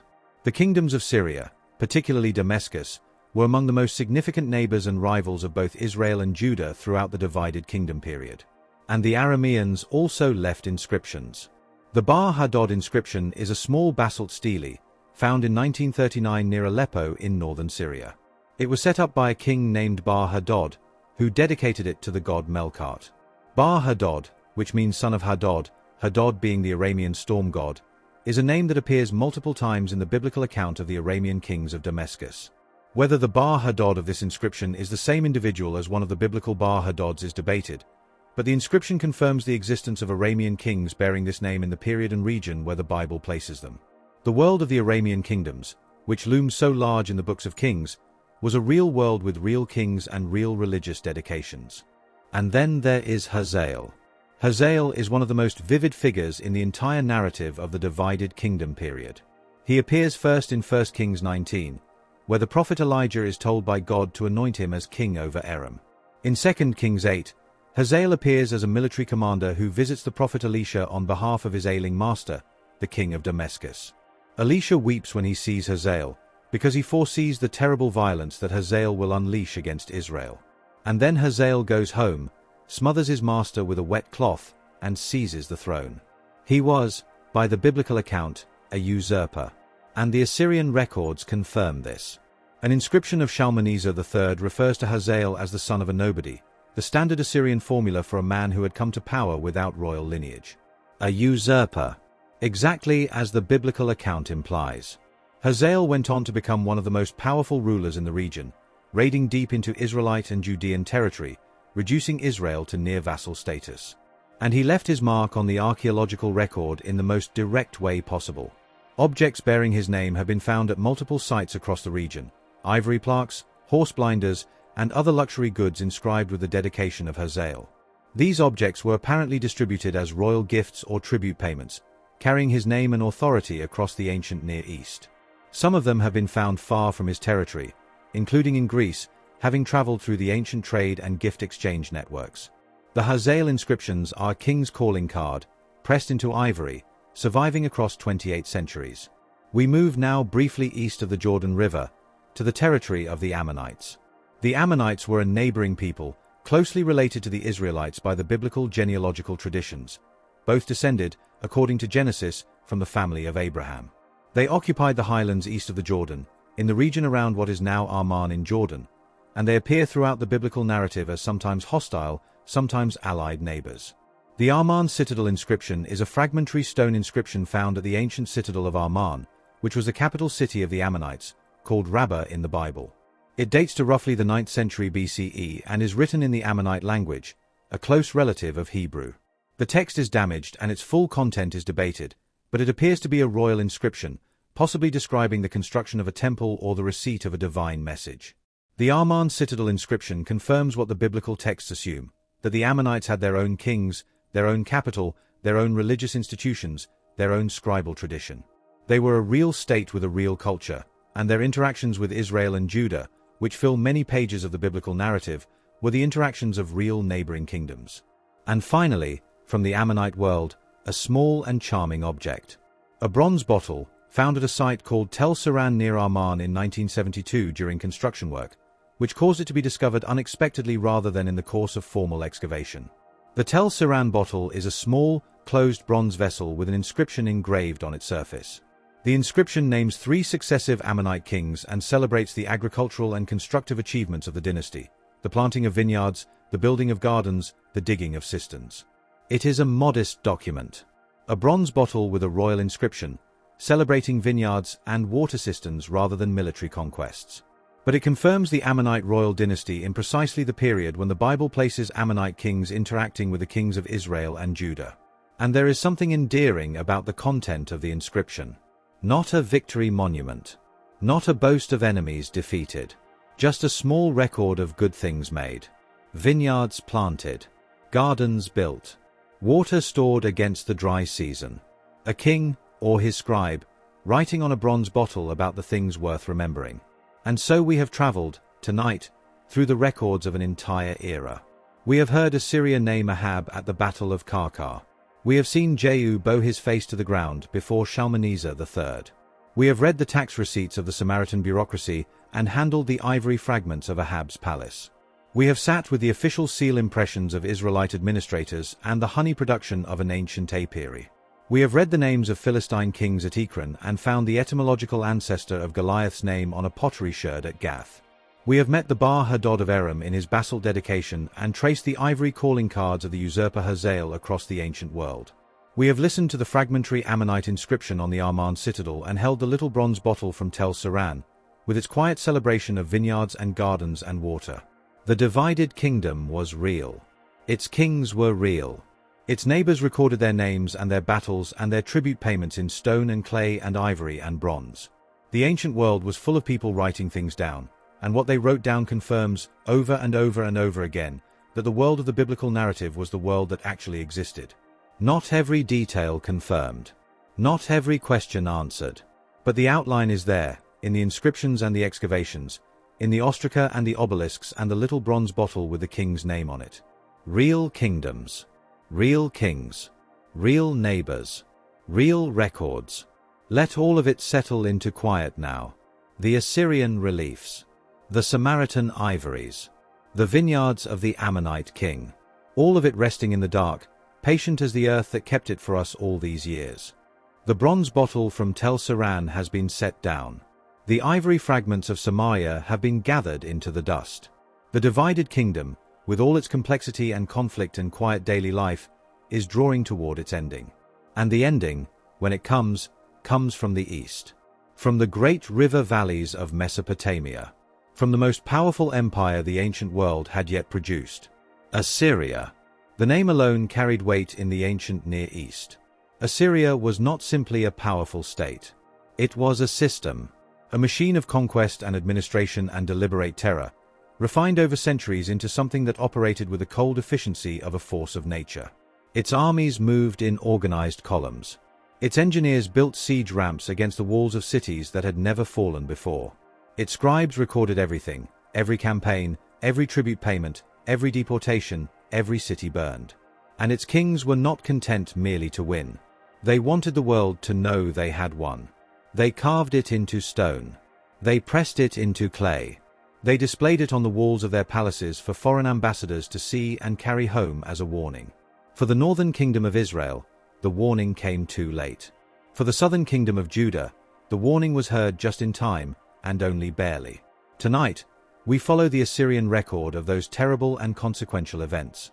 We read the empire's own account of what it did to the people of the Bible. And we find, carved in Assyrian cuneiform and Babylonian clay and the relief sculptures of a royal palace, a confirmation of the most dramatic chapters in the books of Kings, told from the other side, in the cold language of imperial victory. We begin with the fall of Samaria. The northern kingdom of Israel had been weakening for decades under Assyrian pressure. Tribute payments. Territorial losses. A succession of kings who came to power through violence and ruled briefly before being replaced by the next coup. The final king of the northern kingdom was a man named Hoshea, who made the fatal mistake of withholding tribute from Assyria and sending envoys to Egypt seeking military support. The Assyrian king Shalmaneser V responded by invading and besieging Samaria. The siege lasted 3 years. 3 years of the city holding out, surrounded, cut off, slowly starving. And then Samaria fell. But it was not Shalmaneser who completed the conquest. He died, or was deposed, during or shortly after the siege. It was his successor who finished it and recorded the victory in detail. That successor was Sargon II. And he left us his account in what are known as the Sargon II Annals, the official royal records of his campaigns, inscribed on the walls of his palace at Jashurukin, the great city he built for himself near Nineveh in what is now northern Iraq. The annals record the fall of Samaria in the direct, administrative language of imperial record-keeping. Sargon states that he besieged and conquered the city of Samaria. He deported its inhabitants. The annals give a figure of 27,290 people carried away to Assyria and resettled in the eastern provinces of the empire.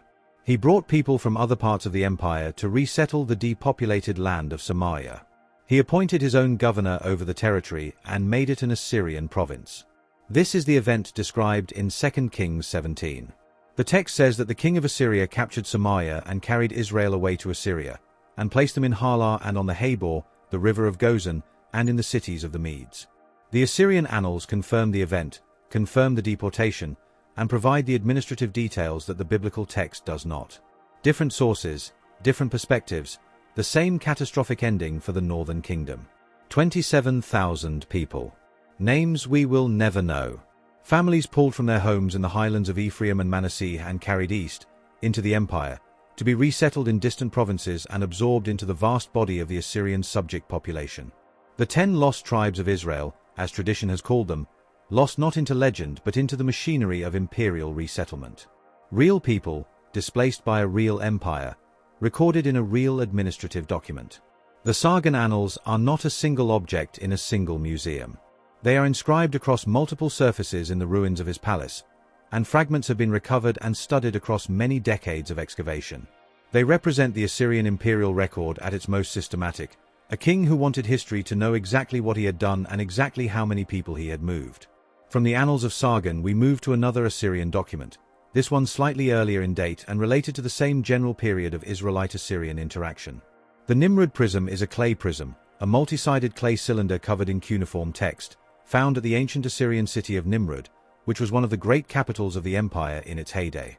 Nimrud, known in the Bible as Calah, was a city of staggering scale, its palaces decorated with the famous winged bull sculptures and relief carvings that now fill the great museums of the world.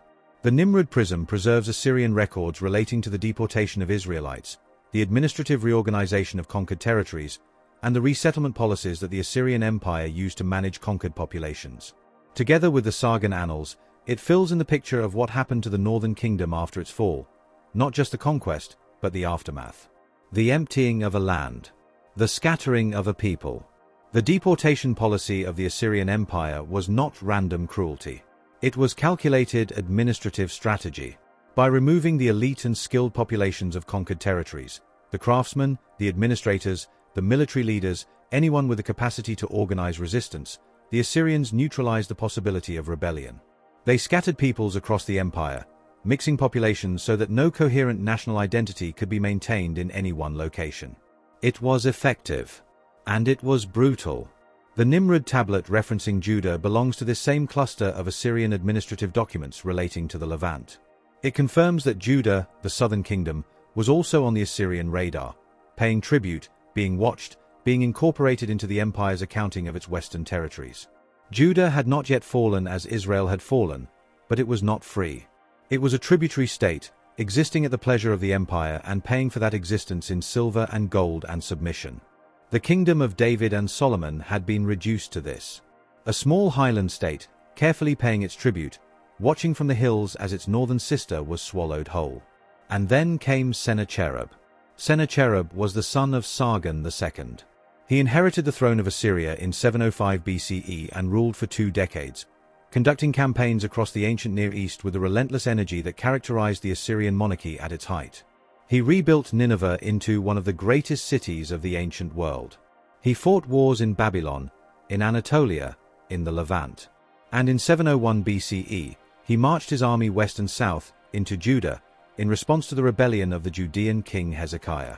The campaign of Sennacherib against Judah is one of the most extensively documented events in all of biblical archaeology, because it was recorded in detail by both sides. The biblical account fills multiple chapters of 2 Kings and is repeated in Isaiah and Chronicles. The Assyrian account survives in several versions, each carved into clay with meticulous imperial pride. The Sennacherib Annals are the official record of his third campaign, which was the campaign against the Levant and Judah. The Annals describe his march down the coast, his defeat of the Phoenician and Philistine cities, his encounter with an Egyptian-led coalition, and then his turn inland into Judah. He describes capturing 46 fortified cities and countless smaller towns. He describes carrying away enormous quantities of tribute, gold and silver and precious stones and antimony and lapis lazuli and couches inlaid with ivory and elephant hides and ebony wood and boxwood and multicolored garments and garments of linen and red purple and blue purple wool and vessels of copper and iron and bronze and lead. The list goes on at extraordinary length. And then he describes Jerusalem. He says that he shut up Hezekiah the Judean in Jerusalem like a bird in a cage, surrounding him with earthworks and attacking anyone who came out of the city gates. He says that Hezekiah's fear and the domination of his awesome splendor overwhelmed him. He says that tribute was eventually sent after him to Nineveh. Notice what the Sennacherib Annals do not say. They do not say that he captured Jerusalem. They do not say that he killed Hezekiah. They do not say that the city fell.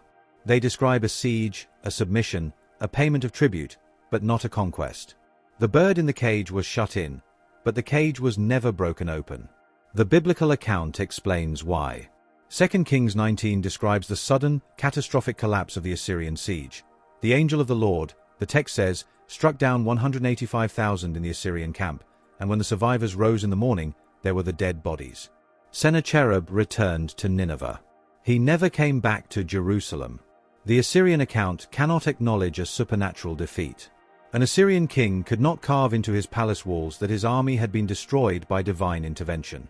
But the structure of the account, with its conspicuous silence about the capture of Jerusalem, its sudden pivot from siege to tribute payment, speaks for itself.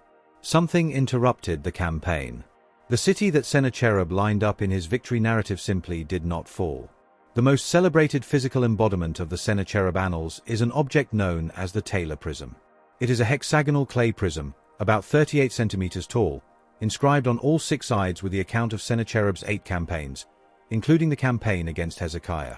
It was found in the ruins of Nineveh in 1830 by Colonel Robert Taylor, the British Consul General at Baghdad, and it is now in the British Museum. The Taylor prism is one of the most significant artifacts in the British Museum's collection. It is not large. It fits comfortably on a table. But it contains, pressed into its 6 clay faces in careful cuneiform, the Assyrian Empire's own account of its confrontation with the kingdom of Judah and the king that the Bible presents as one of the most faithful rulers in Judah's history. Hezekiah appears by name. Jerusalem appears by name. The bird in the cage. The tribute in silver and gold. The silence about the city's capture. 2 accounts of the same event, one in scripture and one in clay, each telling the truth as it understood it. Now we leave the Assyrian palace records and come back to Judah itself. To the people who were living through these events, writing their own desperate messages in ink on pottery sherds, not for posterity but for the urgent practical purpose of communication in a time of crisis. The Lachish letters. Lachish was the second most important city in Judah after Jerusalem. It sat in the Shephelah lowlands, guarding the main approach from the coastal plain into the Judean highlands. It had massive walls and a formidable defensive system. and in the campaign of Sennacherib in 701 BCE, it was one of the cities he specifically targeted. The siege of Lachish was, in fact, one of the events that Sennacherib considered most worth commemorating. We will come to that in a moment. But the Lachish letters come from a slightly later period. They date to around 588 BCE, the period of the Babylonian siege of Judah under Nebuchadnezzar, when the final destruction of the kingdom was imminent. They are a collection of ostraca, pottery sherds with ink inscriptions, found in the ruins of the Lachish Gate complex during excavations in the 1930s. They appear to be military correspondence, letters written between an officer at an outlying post and the commander at Lachish. The letters are written in classical biblical Hebrew, in a clear, practiced hand.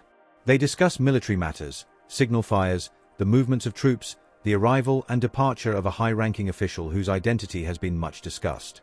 One of the most poignant passages in the letters says something to the effect that the writer is watching for the signal fires of Lachish because he can no longer see the signals from Azekah. Azekah was another fortified city in the Shephelah, located between Lachish and Jerusalem.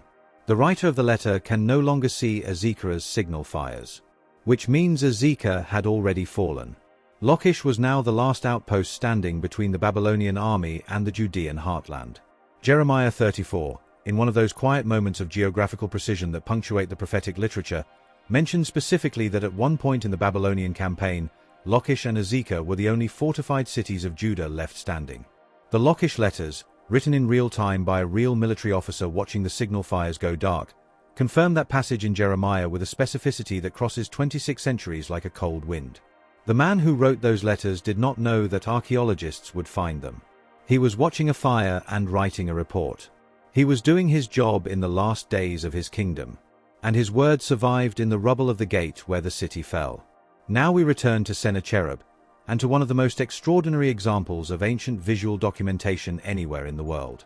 When Sennacherib returned to Nineveh after his campaign in Judah, he built a new palace, the palace without rival, he called it, with the immodesty characteristic of Assyrian royal self-presentation. And in one of its most important rooms, he decorated the walls with a continuous carved relief depicting the siege and capture of one specific city. Not the siege of Jerusalem, which had not fallen, but the siege of Lachish. Room 36 of Sennacherib's palace at Nineveh was dedicated entirely to the fall of Lachish. The Lachish reliefs are a series of carved limestone panels stretching around the walls of that room, depicting in meticulous detail every phase of the siege. The Assyrian army advances. Engineers push siege ramps of earth and timber up against the city walls. Soldiers in scale armor carry shields and attack the walls. Defenders on the walls throw firebrands and stones down on the attackers. The city burns. Prisoners emerge from the gates, men, women, children, carrying their possessions on their backs, driving their livestock ahead of them. Some prisoners are impaled on stakes at the edge of the scene, a reminder of what happened to those who resisted too long. And at the center of the composition, enormous and enthroned, sits Sennacherib himself, receiving the tribute of Lachish before his palace tent. The reliefs were excavated by Austin Henry Laird at Nineveh in the 1840s and are now displayed in the British Museum in a dedicated room that allows visitors to walk along the sequence of panels almost as though walking through the battle itself.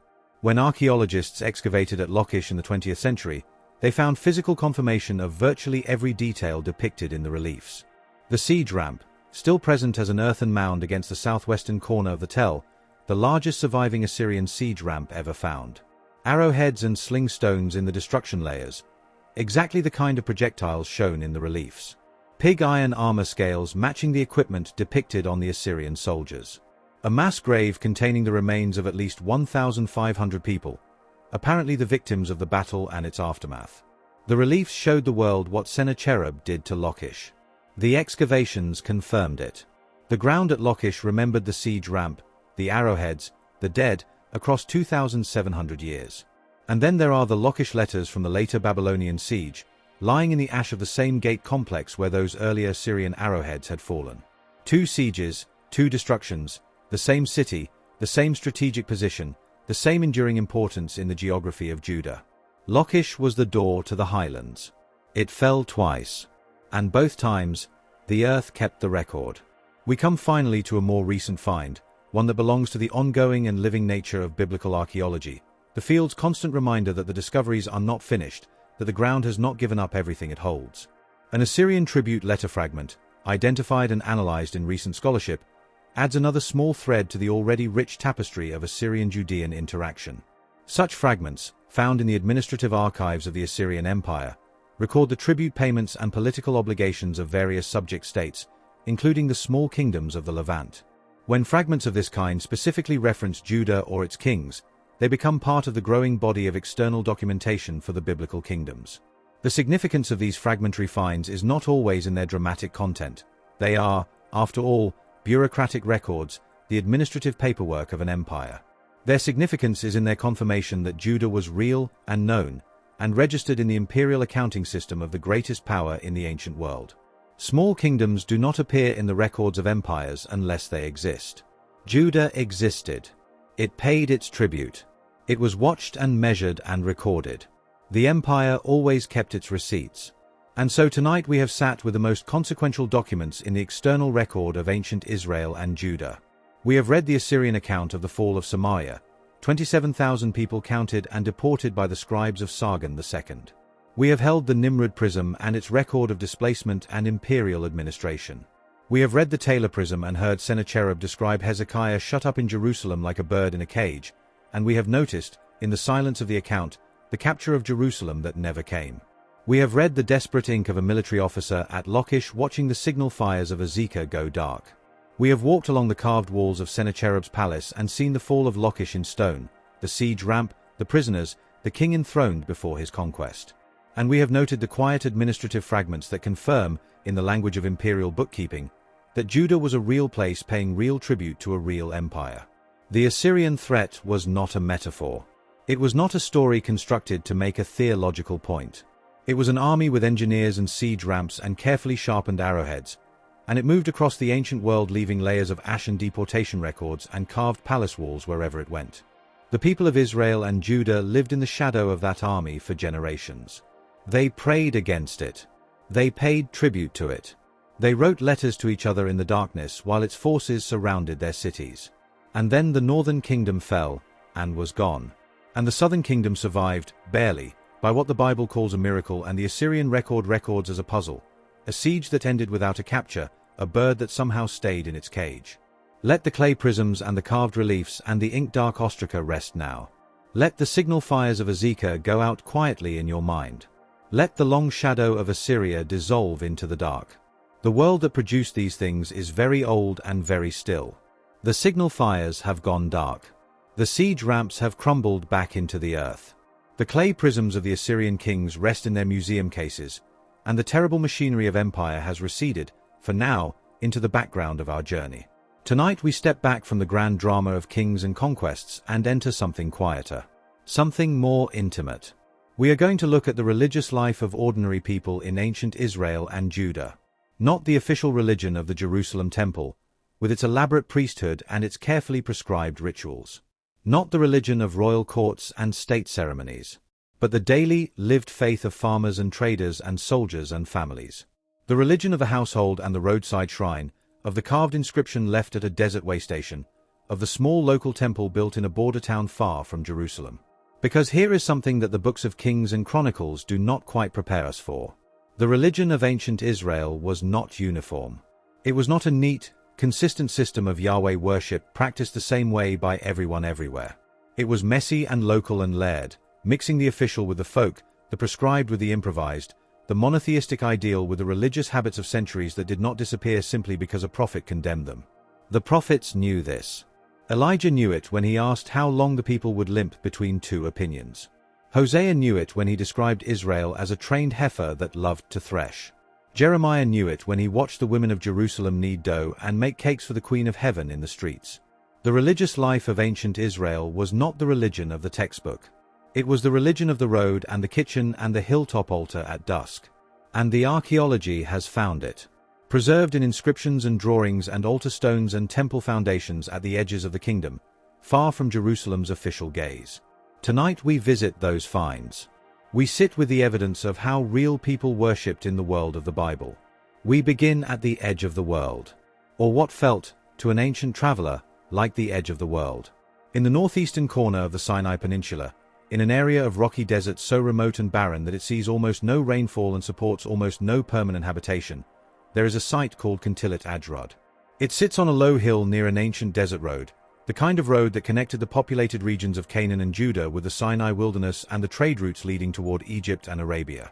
In the ancient world, desert roads like this had way stations, places where travelers could stop, rest, water their animals, shelter from the heat. Kuntillet Ajrud was one of those way stations. It was excavated in the 1970s by Zev Meshel of Tel Aviv University, and what he found there was entirely unexpected. The site dates to the late 9th or early 8th century BCE, the period of the divided monarchy. And the buildings at the site, a large structure that may have been a caravanserai, a stopping place for traveling merchants and their caravans, were covered in writing. The walls and large ceramic storage jars called pithoi were inscribed and painted with texts and drawings. The texts are written in Hebrew and other Semitic scripts, and they contain blessings and dedications. And the blessings invoke God. The Kuntillet Ajrud inscriptions include phrases that have been the subject of intense scholarly discussion ever since their discovery. One inscription contains a blessing formula invoking Yahweh of Samaria and his Asherah. Another invokes Yahweh of Teman and his Asherah. Yahweh, the God of Israel, the God of the Hebrew Bible, is mentioned alongside the name Asherah. Asherah was a goddess, a Canaanite deity, associated with fertility and the sea, worshipped across the ancient Near East. She appears frequently in the biblical text as a forbidden object of worship. The Asherah poles that the reforming kings of Judah cut down, the Asherah that was set up in the Jerusalem temple during periods of religious syncretism, the Asherah that the prophets condemned alongside the Baals. The inscriptions at Kuntillet Ajrud suggest that for at least some people in the period of the divided monarchy, Asherah was associated not just with the Canaanite pantheon but with Yahweh himself. His Asherah. The phrase has generated decades of debate. Does it mean a divine consort? A sacred pole or symbol? A title? The grammar of the inscription is unusual, and ancient Hebrew does not normally allow a personal name like Yahweh to take a possessive suffix in this way. But however the phrase is interpreted, its presence at this remote desert way station is significant. The people passing through Kuntillet Ajrud, merchants, soldiers, travelers on the desert road, were writing blessings on the walls in the name of Yahweh alongside a reference to Asherah. This was their religion as they lived it, not as the official texts prescribed it. And it was the religion of the road, unpoliced by the Jerusalem priesthood, shaped by the wide and ancient religious landscape of the ancient Near East. The Kuntillet Ajrud inscriptions do not tell us that all Israelites worshipped Asherah. They tell us that some did, or that the boundary between official Yahwism and the broader religious culture of Canaan was, for ordinary people in ordinary places, not always clearly drawn. The prophets were not inventing a problem when they condemned religious syncretism. They were responding to a real and widespread phenomenon. And alongside the inscriptions at Kuntillet Ajrud, there are drawings. The Kuntillet Ajrud drawings are painted and scratched onto the same large storage jars that bear the inscriptions. They show various figures, animals, human forms, a seated woman playing a lyre. And most famously, two figures that have been endlessly discussed and debated in the literature of biblical archaeology. Two bovine figures, standing side by side, drawn in a rough but recognizable style. They are sometimes described as looking vaguely like the Egyptian dwarf god Biz, a popular deity across the ancient Near East associated with protection and household safety. Some scholars have connected them with the golden calves that Jeroboam set up at Bethel and Dan when he established the worship centers of the northern kingdom, telling the people that these were the gods who brought them up from Egypt. Near these figures, on the same jar, is the inscription invoking Yahweh and his Asherah. Whether the figures are meant to illustrate the inscription, whether they are representations of Yahweh and Asherah, is vigorously debated. Ancient artists did not provide captions, but the proximity of the images and the text, on the same surface, in the same location, in the same cultural and historical context, makes the question irresistible. Who were these people, stopping at a desert way station, painting figures on storage jars and writing blessings on the walls? They were Israelites, or at least Semitic speakers living within the cultural world of ancient Israel and Judah. They were travelers, far from the temple in Jerusalem, far from the official cult with its priests and its prescribed forms. They were leaving their religious expressions on whatever surface was available. They were doing what people have always done in the wilderness, reaching toward the divine with whatever language and imagery was ready to hand. The drawings at Kuntillet Ajrud are not polished theological statements. They are the folk art of a desert way station. And in their rough, improvised vitality, they tell us more about the actual texture of religious life in ancient Israel than any number of official inscriptions could. We leave the desert now and travel north and east, into the Negev highlands, to one of the most significant archaeological sites in the study of Israelite religion. A site that most people have never heard of, tucked into the arid southern margins of the Kingdom of Judah. This is Tel Orod. Orod was a fortified Israelite garrison town, sitting at the edge of the cultivated land where the Negev desert begins. It was excavated beginning in the 1960s by Yohanan Aharoni, and among the many important finds at the site was something entirely unexpected: an Israelite temple.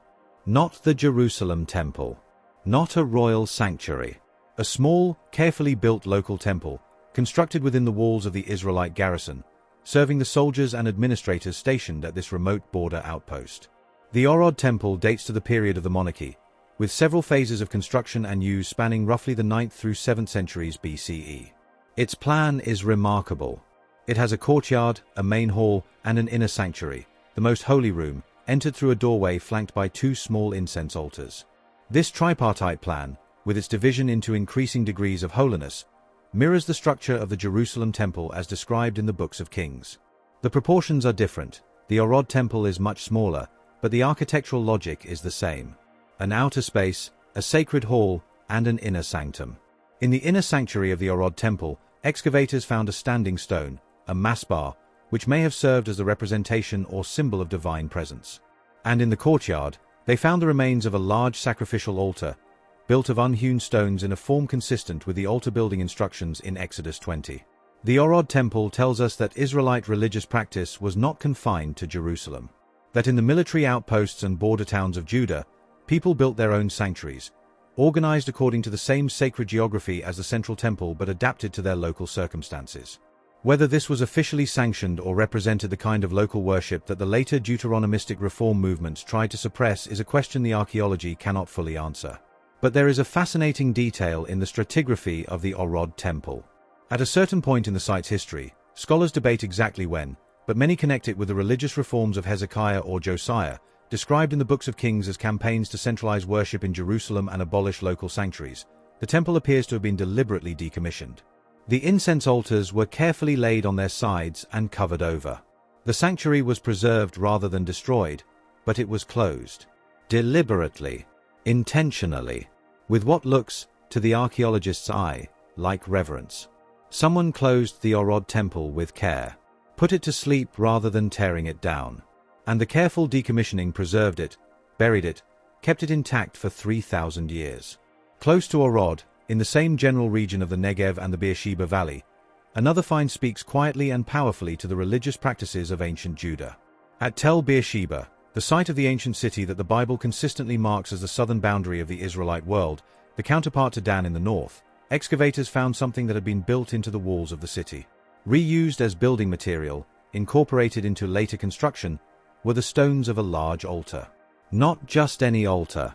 When the stones were identified and studied, and when archaeologists began to reconstruct the dismantled altar from its reused components, they found that it was an altar with horns. The altar with horns, the 4 projections rising from the corners of the altar surface, is one of the most specifically described features of the Israelite sacrificial system. The instructions for the altar in Exodus, and the descriptions of the Jerusalem temple altar, specifically mention these horns. They were places of special sacred power. A person fleeing for their life could grasp the horns of the altar and claim sanctuary. The blood of sacrificial animals was applied to the horns in certain rituals. The horns of the altar are mentioned throughout the legal and prophetic literature as a fundamental element of Israelite sacrificial worship. And here, at Beersheba, were the physical horns of a real Israelite altar, carved from stone, exactly as described. The altar had been dismantled, probably, again, during one of the reform movements aimed at centralizing worship, and its stones had been built into a storehouse wall. But the stones were identifiable. The horns were preserved. And when they were reassembled, the altar was there. The altar horns at Beersheba are now displayed in the Israel Museum in Jerusalem, reconstructed into their original form. They are not dramatic objects in the way that a royal inscription or a palace ruin is dramatic. They are simply stone. But they are the stone of an altar where people once brought their sacrifices and their prayers, at the southern edge of their world, in the long centuries of the monarchy. They are real. The horns that the fleeing could grasp. Real and stone, and still here. We move now to a discovery that genuinely surprised the archaeological community when it was announced. because it suggested that the religious landscape of ancient Judah was even more complex than the Orod temple and the Kintilit Ajrud inscriptions had already indicated. At Tel Motza, a site just a few kilometers west of Jerusalem, close enough to see the hills of the city on a clear day, excavations conducted in the early 2010s revealed the remains of a large and well-built temple complex. The Tel Motza temple dates to the 10th and 9th centuries BCE, the period of the early divided monarchy, and it is significant not just for its existence but for its location. It is almost in Jerusalem's backyard. The Deuteronomic theology that shapes the books of Kings insists that Jerusalem was the one legitimate place of worship for all of Judah. The Temple of Solomon was the center of the sacred world, and all other sanctuaries were, at best, compromises and, at worst, abominations. But here, within easy walking distance of Jerusalem, was a substantial temple complex, complete with large storage jars, animal bones from sacrificial activity, and figurines associated with religious ritual. The Tel Motza temple was not a remote border outpost shrine like Orod. It was not a desert way station like Kintilit Ajrud. It was a major religious installation functioning in the immediate vicinity of the capital city, during the very period when the Jerusalem temple was supposedly the sole center of Israelite worship. What this tells us is that the centralizing ideology of the Deuteronomic reform, the insistence that there was one God and one temple and one proper place of worship, was a program, not a description. It was something that reformers were trying to achieve, something they were working against the grain of ordinary religious practice to establish. The people of ancient Judah worshipped locally. They built temples near their homes. They offered sacrifices and prayers in neighborhood sanctuaries that had nothing to do with the Jerusalem priesthood's authority. The prophets and the reforming kings of Judah were not fighting imaginary enemies. They were fighting a deeply rooted and widely distributed religious culture that expressed itself in exactly the kind of local temple that Tel Motza has now revealed. We travel north now, all the way to the city that stood at the opposite end of the land from Beersheba, to Dan, the northernmost city of the Israelite world, sitting near the headwaters of the Jordan River at the foot of Mount Hermon. Dan was one of the two cities where Jeroboam set up his golden calves when he established the independent worship system of the northern kingdom, declaring that these were the gods who brought Israel up from Egypt, so that his people would not need to travel south to Jerusalem to worship. At Tel Dan, the same site that produced the House of David inscription we discussed in an earlier journey, excavators have found the remains of a high place. A bama, in the Hebrew term, an elevated sacred precinct, a raised platform used for worship. The Dan high place is substantial, built on a large stone platform with the remains of what appears to have been a horned altar, and with surrounding structures consistent with an organized sacred precinct. The Dan high place is, if the identification is correct, a physical remnant of one of the specific religious installations condemned in the books of Kings. The text describes Jeroboam's sanctuaries at Bethel and Dan as a sin, as the thing that caused Israel to sin, as the root of the spiritual apostasy that eventually led to the northern kingdom's destruction. Whatever one makes of that theological judgment, the high place at Dan was real. It was built. It was used. And it was built at exactly the location the biblical text specifies, in exactly the period the text describes. The archaeology of Dan does not vindicate or condemn the worship that took place there, but it confirms that it took place. We come now to our last discovery tonight. And it is a small object, modest in size but fascinating in what it reveals about the religious world of ancient Canaan and the Philistines, whose culture existed alongside and in tension with Israelite religion throughout the biblical period. At the ancient Philistine city of Ashdod, one of the 5 great Philistine city-states of the coastal plain, excavations in the 1960s and 1970s produced, among many other finds, a small pottery object that has become one of the more recognizable items in the iconography of Philistine religion. It is known as the Ashdod temple model, or sometimes as Ashdoda. It is a ceramic figurine that combines human and furniture forms, the body and throne merged into a single object, so that the figure appears to be seated on, or perhaps formed from, a ceremonial chair or throne. The style is distinctive to the Philistine material culture of the Iron Age, and the object appears to represent either a deity or a worshipper in a ritual context. Associated with it and with similar finds from the site are architectural model shrines, small ceramic models of temple facades, with columns and windows rendered in miniature, giving us a glimpse of what Philistine sacred architecture looked like from the outside. Temple models of this kind were common across the ancient Near East. They served various religious and votive functions, placed in sanctuaries as offerings, used in household worship, perhaps serving as portable representations of the divine dwelling place for people who could not easily visit the major cult centers. The Ashdod temple model and the shrine models found with it represent the Philistine religious world at the domestic and popular level, the religion of ordinary people in their homes and neighborhoods, the same level at which the Kintilit Ajrud inscriptions and the Tel Motza temple and the Beersheba altar horns all speak. What these objects collectively reveal is a religious landscape of extraordinary richness and complexity. Israel and Judah existed within a broader religious culture of the ancient Levant, in which multiple traditions intersected and blended and competed. The official theology of the Jerusalem temple, with its exclusive focus on the worship of Yahweh alone, was one voice in a conversation that included Philistine temple models and Canaanite goddess traditions and local high places and desert way stations covered in paintings and blessings. The Bible is honest about this complexity, in its way. It spends enormous energy condemning the local shrines and the goddess figures and the golden calves precisely because they were everywhere. The prophets were not tilting at windmills. They were addressing a real and deeply human tendency to find the sacred in the immediate, the local, the familiar, the close at hand. And tonight, in these discoveries, we have found that sacred life too. Not in the great temple in Jerusalem, with its curtains and its ark and its annual festivals, but in a desert way station with paintings on the storage jars. In a small garrison temple carefully closed by hands that revered it.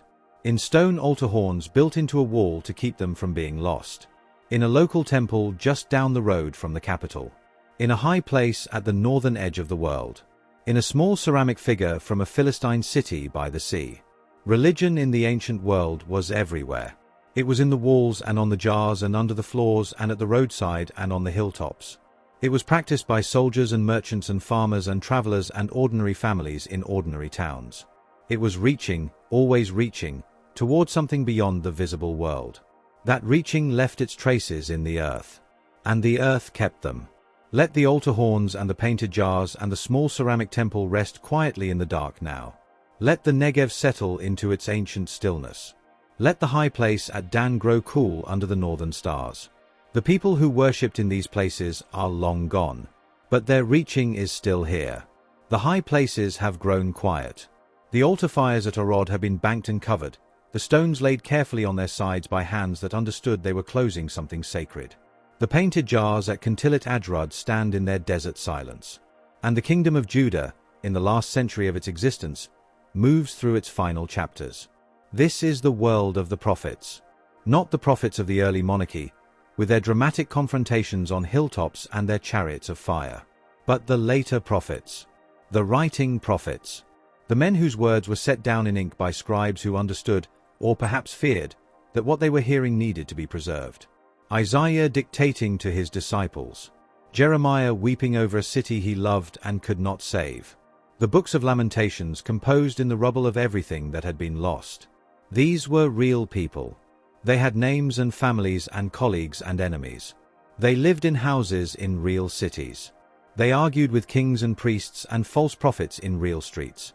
And sometimes, in the most unexpected places, the archaeology finds them. Not their words. The words are already preserved, in the text we have always had. What the archaeology finds are their fingerprints. Their seals pressed into clay. Their names scratched into stone.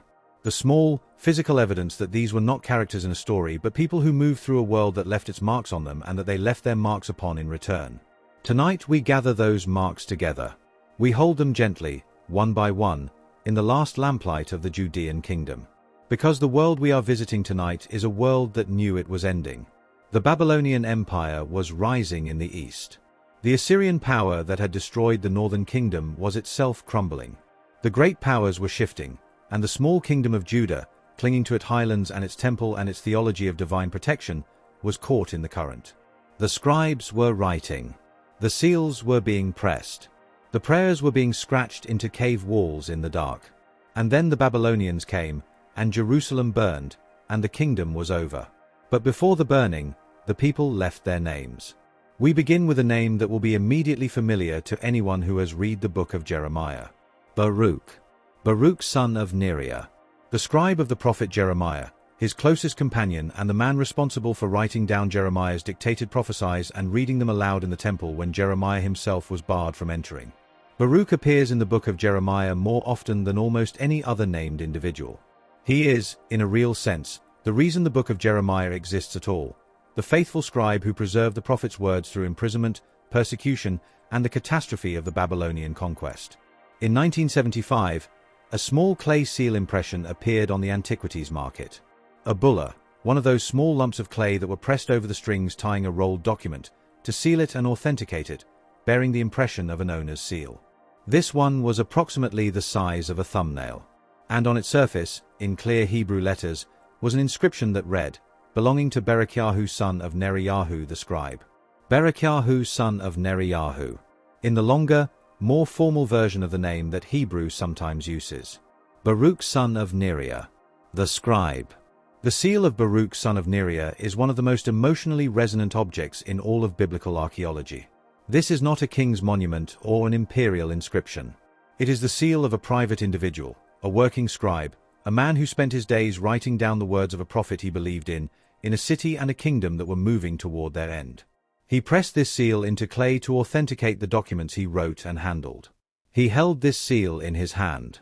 The bulla was not found in a controlled excavation, which means that its precise archaeological context cannot be fully established, and scholars have approached it with appropriate caution. But its authenticity has been widely accepted. The script, the formula, the style of the impression are all consistent with the period. And a second bulla, found alongside it in the same private collection before the objects dispersed to various museums, bore the seal of Jeremiel son of the king, a name that also appears in the book of Jeremiah, as one of the officials who tried to arrest Baruch.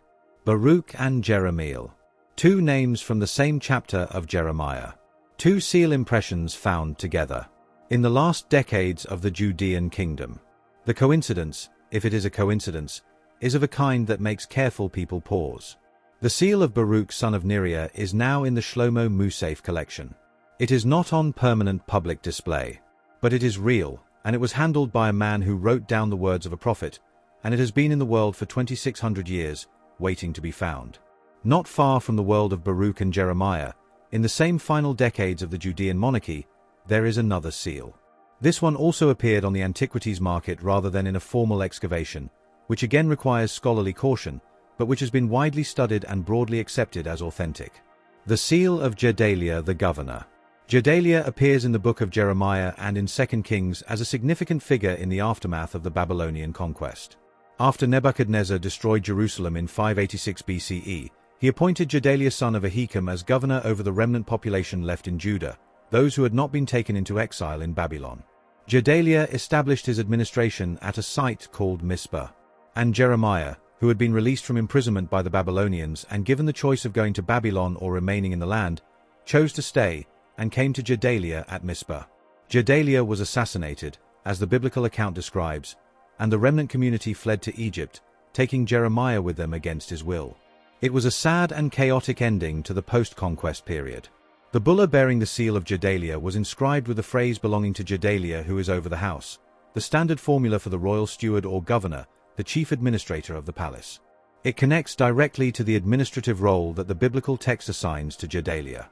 A man responsible for managing what remained of the Judean state after the kingdom had fallen, pressing his official seal into clay to authenticate his documents, in a country that was rebuilding itself from almost nothing. The seal of a governor of ruins.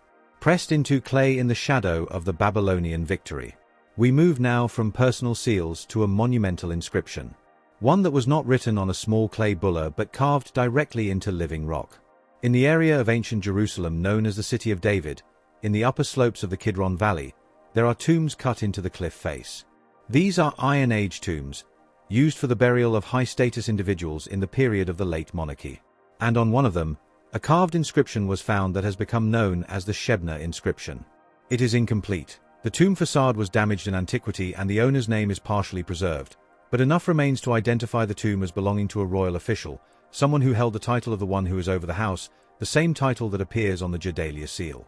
The inscription is carved in monumental Hebrew script of the late Iron Age, announcing the owner's name and warning against disturbing the tomb. The incomplete name has been reconstructed, tentatively, as Shebnayahu, which could be shortened to Shebna. And in Isaiah 22, the prophet Isaiah delivers a remarkable personal oracle against a royal official named Shebna who is over the house, the same title, condemning him for carving himself a tomb on the heights. Carving yourself a splendid rock-cut tomb in the cliff above the city was, apparently, the kind of conspicuous display of status that the prophet found offensive. If the identification is correct, and it is held carefully rather than asserted with certainty, Then the Shebna inscription is the tomb of a man that Isaiah specifically called out by name. The tomb that the prophet condemned, cut into the cliff above the Kidron Valley, still there.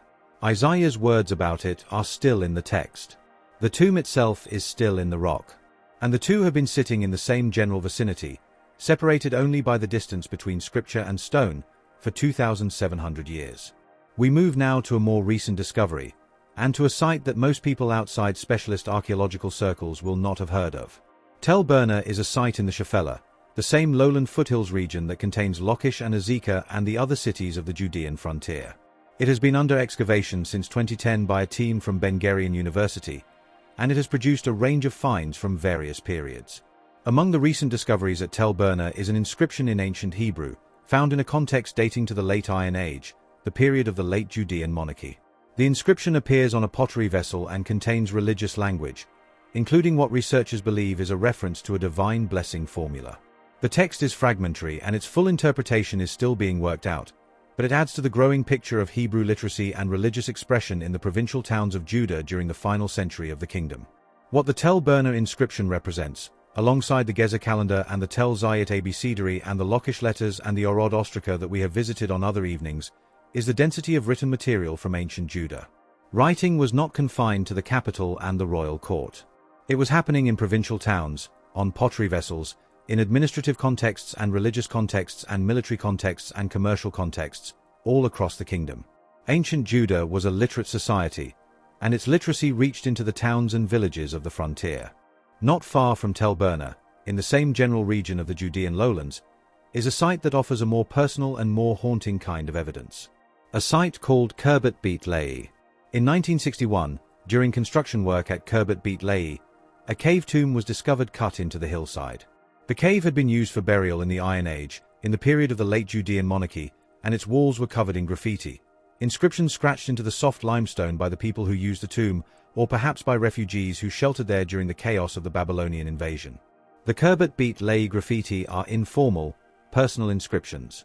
They are not royal proclamations or official administrative records. They are the words of individual human beings, scratched into stone in moments of need or grief or prayer or desperation. And what they say is deeply moving. Several of the inscriptions invoke God, Yahweh, in language that parallels the Psalms and the prophetic literature. One appears to contain a plea for deliverance, a cry for God to save his people. Another seems to invoke the mountains of Judah and the cities of God. The exact readings are debated, as they always are with informal graffiti inscriptions where the letter forms are hasty and the spacing is irregular. But the religious content is clear. These are prayers. People sheltering in a cave or mourning their dead, scratching their faith and their fear into the stone around them. The Khirbet Beit Lehi graffiti bring us very close to the human experience of the last days of the Judean kingdom. Not the official record. Not the royal inscription or the administrative document. Just a person in a cave, in the dark, scratching the name of God into stone and asking for help. The Psalms were being lived, not just composed. And the cave walls remember them. From the cave walls we return to the administrative world of the Orod garrison. We have already visited Orod in the context of its temple and its altar. But the site has more to give us tonight, because among the ostraca found at Orod, the inscribed pottery sherds that preserve the military and administrative correspondence of the garrison, there is a layer of text that was not immediately visible when the sherds were first examined. Recent analysis using multispectral imaging, a technology that uses different wavelengths of light to reveal features invisible to the naked eye, has uncovered hidden text on some of the Orod ostraca. Writing that was either so faded as to be illegible in ordinary light, or that was written over earlier text, or that represents secondary inscriptions made on the reverse or margins of sherds that appeared blank. The hidden text in the Orod ostraca adds new dimensions to documents that were already significant. Administrative orders about troop movements and food supplies, personal names of officials, religious references.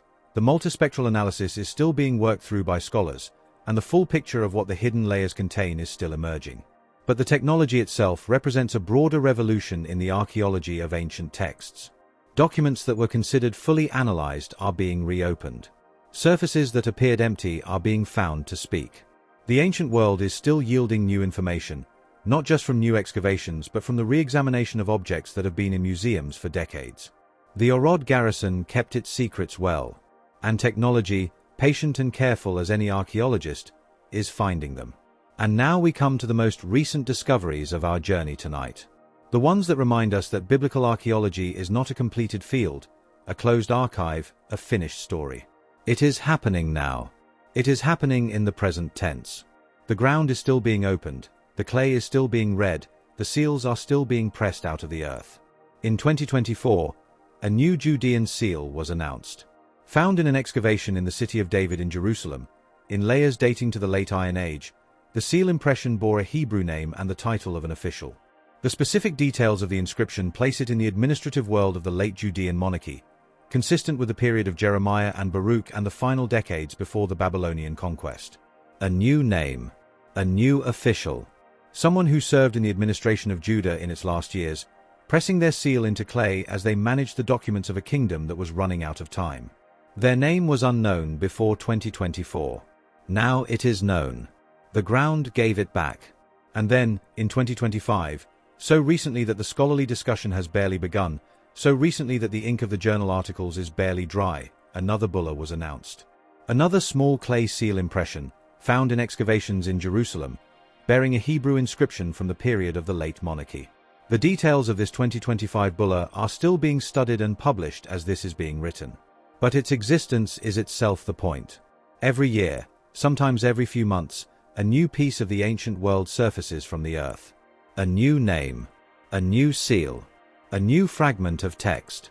The archive of the ancient Near East is not closed. It is not complete. The excavations at Jerusalem and Lachish and Arad and dozens of other sites are ongoing. The museums hold objects that have not yet been fully analyzed. The technology for reading ancient texts and surfaces is constantly improving. Biblical archaeology is a living discipline. It breathes. It grows. It surprises. And what it has given us tonight is a collection of extraordinarily intimate objects. Not palace walls or imperial monuments, but the personal seals of a scribe and a governor. A tomb inscription that a prophet may have condemned by name. A pottery sherd with a blessing from a provincial town. Prayers scratched into a cave wall in the dark. Hidden writing uncovered by light. A new name from 2024. Another from 2025. These are the fingerprints of real people living through the final chapter of the Judean kingdom. Real officials in a real administration. Real refugees in real caves. Real soldiers at a real garrison, writing real orders on real pottery. Real scribes sealing real documents for a real prophet who wept over a real city. Baruch held his seal in his hand and pressed it into clay. Gedaliah held his seal and pressed it into clay. Someone at Arad held a pottery sherd and scratched out an order about food and troops. Someone at Kerbet Beit Lehi put their hand against the cave wall and scratched the name of God into the limestone and asked for help. They are gone. The kingdom is gone. The temple is gone. Jerusalem was burned and the people were carried to Babylon, and the world that produced these seals and these inscriptions was swept away in the current of empire. But the clay kept the impression of their seals. The stone kept the scratches of their prayers. The pottery kept the ink of their words. And the earth kept all of it, quietly, in the dark, until we came with our brushes and our lights and our multispectral imaging and our patience, and found them again. The fingerprints of the people of Judah. Still here. Let the seals and the cave walls and the hidden writing rest now in their own long quiet. Let Baruch set down his stylus. Let the garrison at Arad fall into the stillness it has held for 26 centuries. Let the cave at Kerbet Beit Lehi grow dark and cool, the prayers on its walls as fresh as the night they were written. The kingdom is over. But the people were real. The cave at Kerbet Beit Lehi is dark.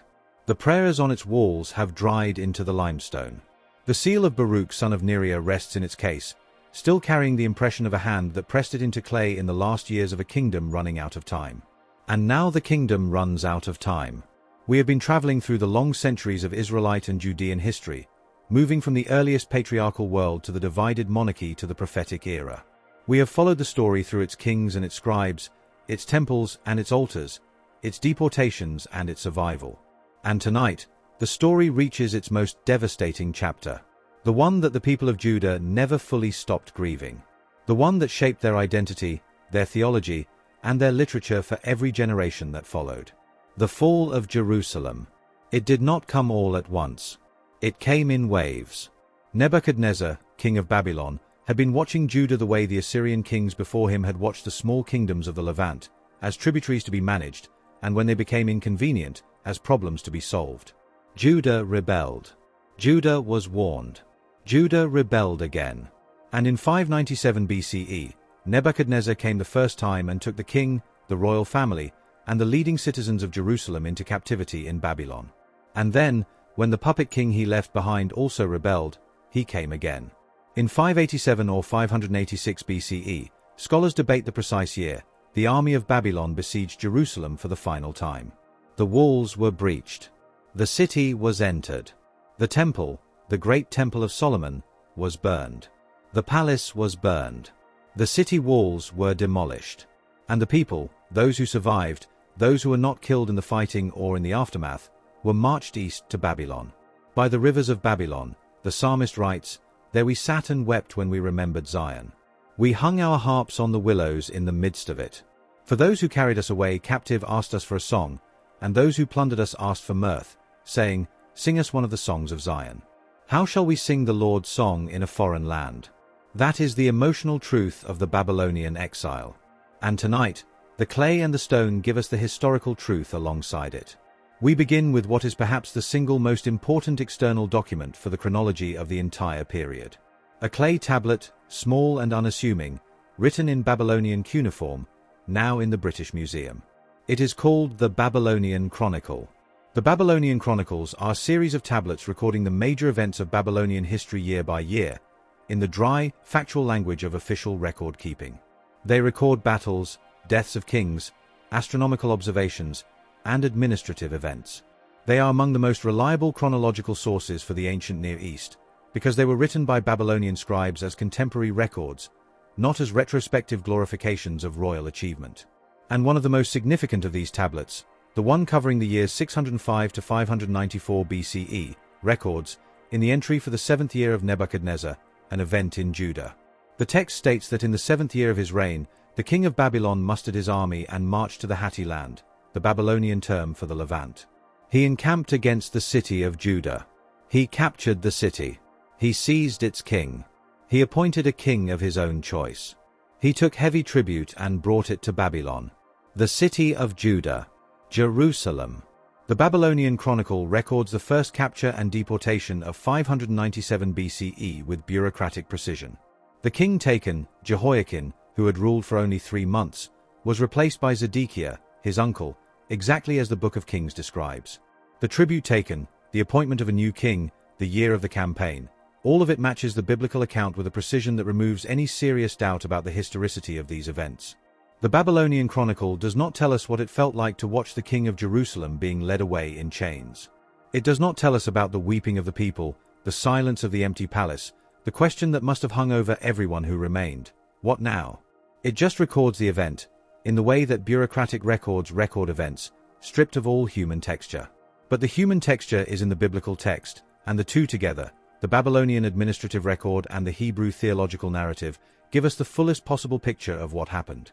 And then, from a completely different source, we receive one of the most astonishing specific confirmations in all of biblical archaeology.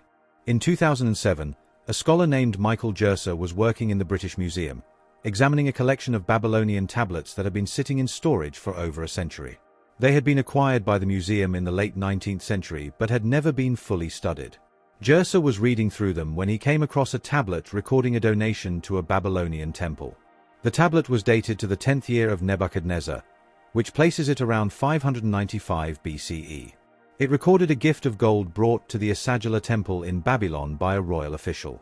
The name of that official was Nabu-Sharru-Suyukin, Nebo-Sarsakim, which is a very close rendering of a name that appears in the Hebrew of Jeremiah chapter 39. In the account of the Babylonian siege and capture of Jerusalem, Jeremiah mentions a Babylonian official who sat in the middle gate of Jerusalem during the conquest. His name, in the Hebrew transliteration, is Nebo-Sarsakim the Rabsaris, a court official of high rank. A senior Babylonian court official, named Nebo-Sarsakim, is mentioned in Jeremiah as present at the fall of Jerusalem. A Babylonian administrative tablet, found in the British Museum after a century in storage, records a donation to a Babylonian temple made by a court official of the same name, dated to approximately the right period of Nebuchadnezzar's reign. The Nebo-Sarsakim tablet is one of those discoveries that produces a very specific kind of quiet wonder. Because the name appears only once in the Bible. In a single verse, almost in passing, in the list of officials who took their positions at the gates of the conquered city. It is not a famous name. It is not a king or a prophet or a patriarch. It is a mid-level official doing his job on the day Jerusalem fell. And a clay tablet in a museum storage room knew his name. The Bible was there. A Babylonian accountant was there. And 2.5 millennia later, they recognized each other. Now we follow Jehoiakim into Babylon itself. The king who was taken in the first deportation, who spent decades as a captive in the Babylonian court, about whom the Book of Kings has a quietly hopeful final note, that in the 37th year of his captivity, the king of Babylon released him from prison, gave him a seat of honor above the seats of the other kings who were with him in Babylon, and allowed him to eat regularly at the king's table. In the 1930s, excavations in Babylon itself produced a collection of administrative tablets from the royal storehouses, records of rations issued to foreign captives and skilled workers kept at the Babylonian court. These tablets were found in a vaulted building near the Ishtar Gate, and they date to the early decades of the 6th century BCE, precisely the period of the Babylonian exile. Among the names recorded in the ration lists, among the foreigners receiving food from the royal storehouses, is Yahukin, king of the land of Yahudu. And Yahudu is Judah. Yahukin is Jehoiakim. The Jehoiakim rations tablets record the Judean king receiving allocations of oil and grain from the Babylonian royal stores. He is listed with his 5 sons, also named in the tablets. He is given the title of king, not merely prisoner, which suggests that the Babylonian court maintained the fiction, or the diplomatic reality, of his royal status even in captivity. He was a king in exile, kept at the Babylonian table, a hostage and a courtier simultaneously. The final verses of 2 Kings, with their careful note that Jehoiakim was released and given a seat at the king's table, can feel like a small, uncertain ray of light at the end of a very dark book. The Jehoiakim rations tablets confirm that he was indeed at the Babylonian table, long before his release, that his presence at the court of Babylon was documented in the ordinary paperwork of royal food distribution, his name pressed into clay alongside the names of other foreign kings and skilled workers maintained by the empire. A king in a ration list. His 5 sons listed beside him. Their daily bread measured and recorded by a Babylonian accountant who did not know he was writing scripture's epilogue. And now we travel a little further, into a discovery that takes us not into the palaces of Babylon but into the ordinary life of the exiled community. Because the deportees were not all kings and royal officials. They were farmers and craftsmen and priests and scribes and ordinary families, uprooted from their homes in Judah and resettled in the agricultural heartland of Babylon, in a region the texts call the river Chebar and the land of the Chaldeans. The Ul-Yahudu tablets, Ul-Yahudu meaning the city of Judah in Babylonian, are a collection of administrative documents from a settlement in Babylonia where Judean exiles were resettled after the conquests of 597 and 586 BCE. These tablets, many of which entered private collections in the late 20th century and have been studied extensively in recent decades, date from the reign of Nebuchadnezzar through the Persian period that followed, covering roughly the 6th and 5th centuries BCE. They are not royal documents or official chronicles. They are the business records of ordinary life. Contracts for the lease of agricultural land. Loan documents. Records of payments. Lists of workers and their assignments. The day-to-day economic transactions of a displaced community trying to build a life in a foreign country. And the names in these documents are overwhelmingly Hebrew. Judean names. Names compounded with the divine name Yahweh, the same kinds of names that appear in the books of Kings and Jeremiah and Ezekiel. Names like Gardiyahu, Ahikam, Hananiah. Names that carry their owner's identity and their faith into the bureaucratic paperwork of the Babylonian agricultural economy. The Ul-Yahudu tablets are a window into the lived experience of the exile that the biblical text can only gesture toward. They show a community that maintained its identity, its names, its family structures, its cultural distinctiveness, across generations in a foreign land. They show people who were not simply absorbed and erased by the Babylonian Empire but who persisted as a recognizable community, transacting their business, recording their names, passing their heritage to their children. By the rivers of Babylon, they sat and wept. But they also farmed. They leased land. They made contracts. They survived. And they kept their names. The tablets of Ul-Yahudu prove it. Rest with that for a moment. The exiled community, far from home, pressing their Hebrew names into Babylonian clay. Keeping faith with who they were, even in a foreign country, even in the administrative language of an empire that did not worship their god. And then the empire changed. In 539 BCE, the Babylonian Empire fell to the armies of Cyrus the Great, king of Persia. It happened with remarkable speed and relatively little violence. The last Babylonian king, Belshazzar, saw the writing on the wall, and that phrase, which has passed into the English language as a proverb, comes directly from the book of Daniel, where the words are literally written on a wall by a disembodied hand at a royal banquet on the night Babylon fell. Cyrus entered Babylon, and one of his first acts as the new master of the ancient world was to issue a decree. The Cyrus cylinder is a clay barrel cylinder, about 23 centimeters long, covered in Babylonian cuneiform text. It was found in the ruins of Babylon in 1879 and is now in the British Museum, where it is one of the most visited and most discussed objects in the collection. Cyrus had it inscribed to announce his new policy regarding the peoples the Babylonian Empire had displaced and the religious traditions it had suppressed. The policy was simple and revolutionary. The peoples who had been deported to Babylon would be allowed to return to their homelands. The temples that had been destroyed or looted would be restored. The divine images that had been removed from their sanctuaries would be returned. Cyrus presented himself not as a conqueror imposing his own religion on his subjects, but as a liberator restoring the proper worship of all the gods in all the lands under his authority.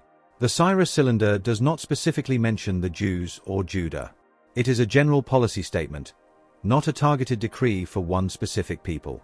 But the decree of Cyrus recorded in the book of Ezra, the proclamation allowing the exiled people of Judah to return to their land and rebuild their temple, fits precisely within the framework of the general policy that the Cyrus cylinder describes.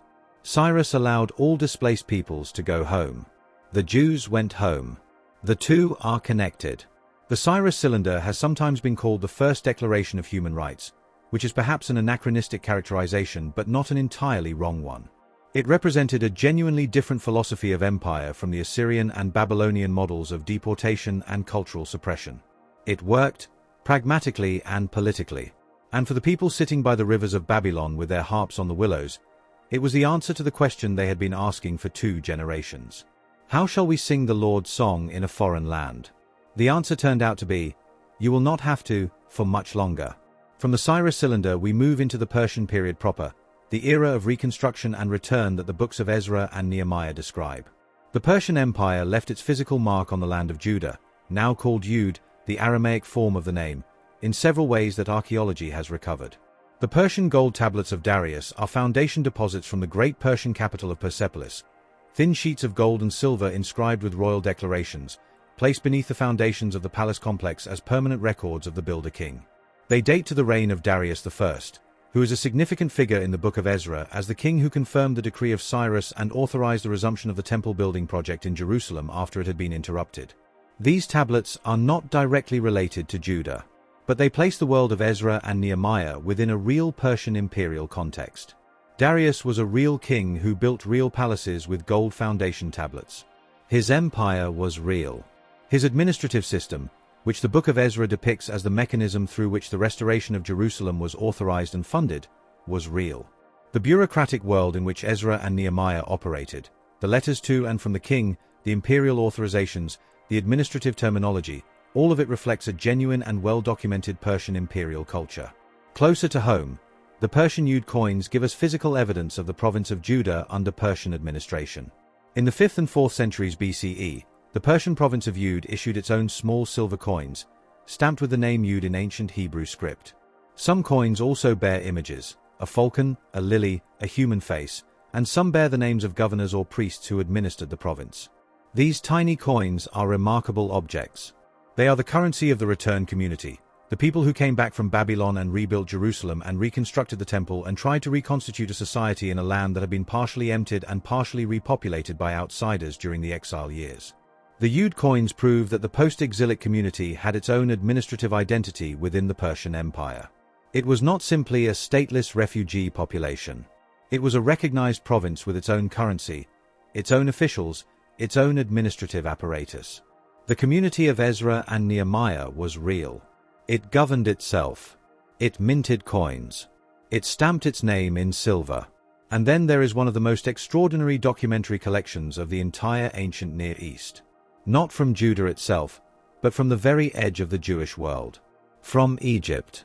At a place called Elephantine, ancient Yeb, on an island in the Nile near the First Cataract, in the far south of Egypt near the border with Nubia, there existed in the 5th century BCE a Jewish military colony.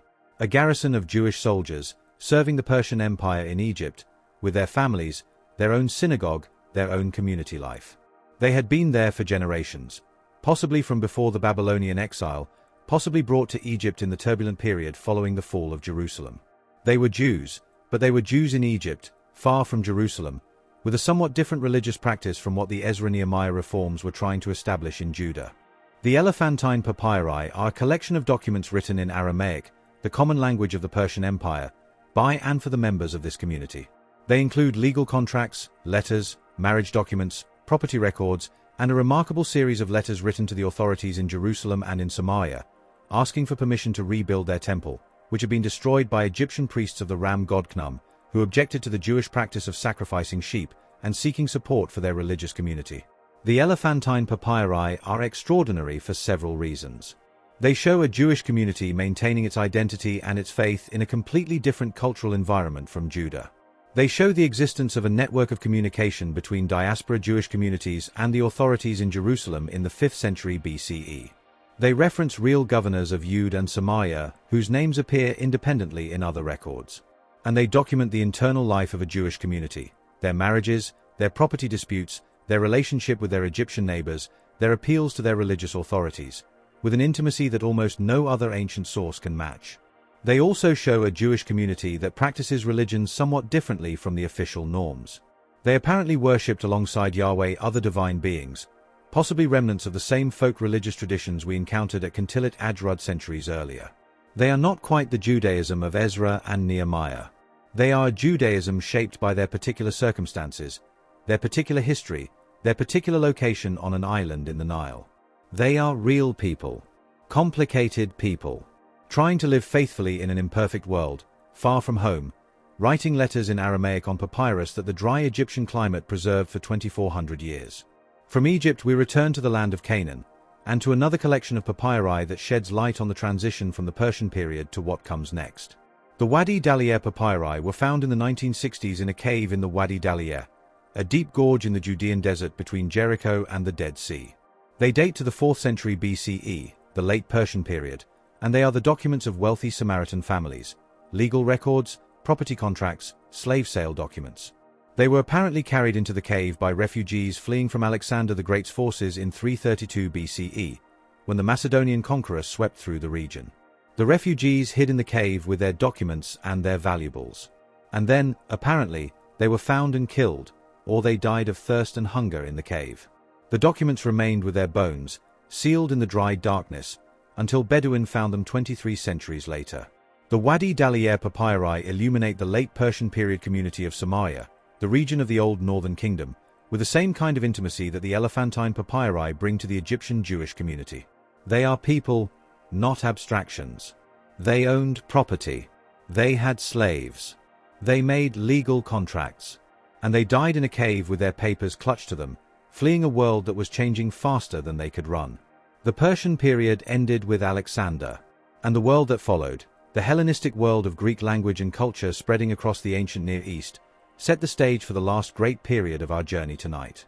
Because as we move from the Persian period toward the world of the New Testament, the archaeological record grows richer and more specific. And it does so around a collection of documents that is, by any measure, the most significant manuscript discovery in the history of biblical archaeology. We come now to the Dead Sea Scrolls.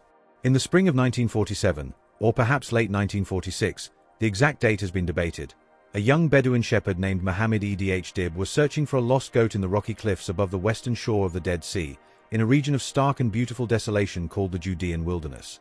He threw a stone into a crack in the cliff to see if the goat was there. Instead of a goat, he heard the sound of something breaking. Clay. He had hit a clay jar.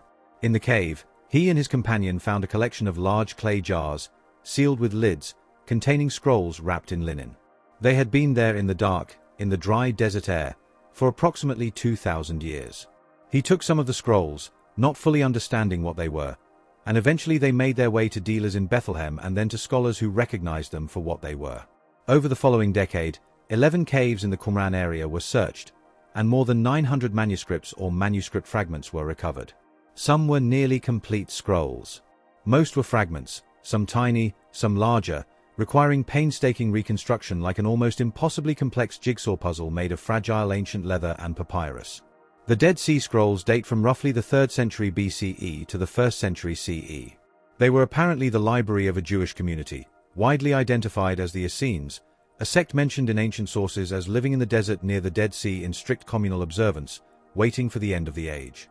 Whether the Qumran community was Essene is still debated, but the scrolls are clearly the product of a deeply religious Jewish community with its own practices, its own leadership structures, its own theological perspectives.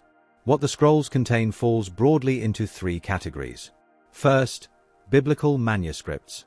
Every book of the Hebrew Bible except Esther is represented in the scrolls, some in multiple copies. These manuscripts are approximately 1,000 years older than the oldest previously known Hebrew biblical manuscripts.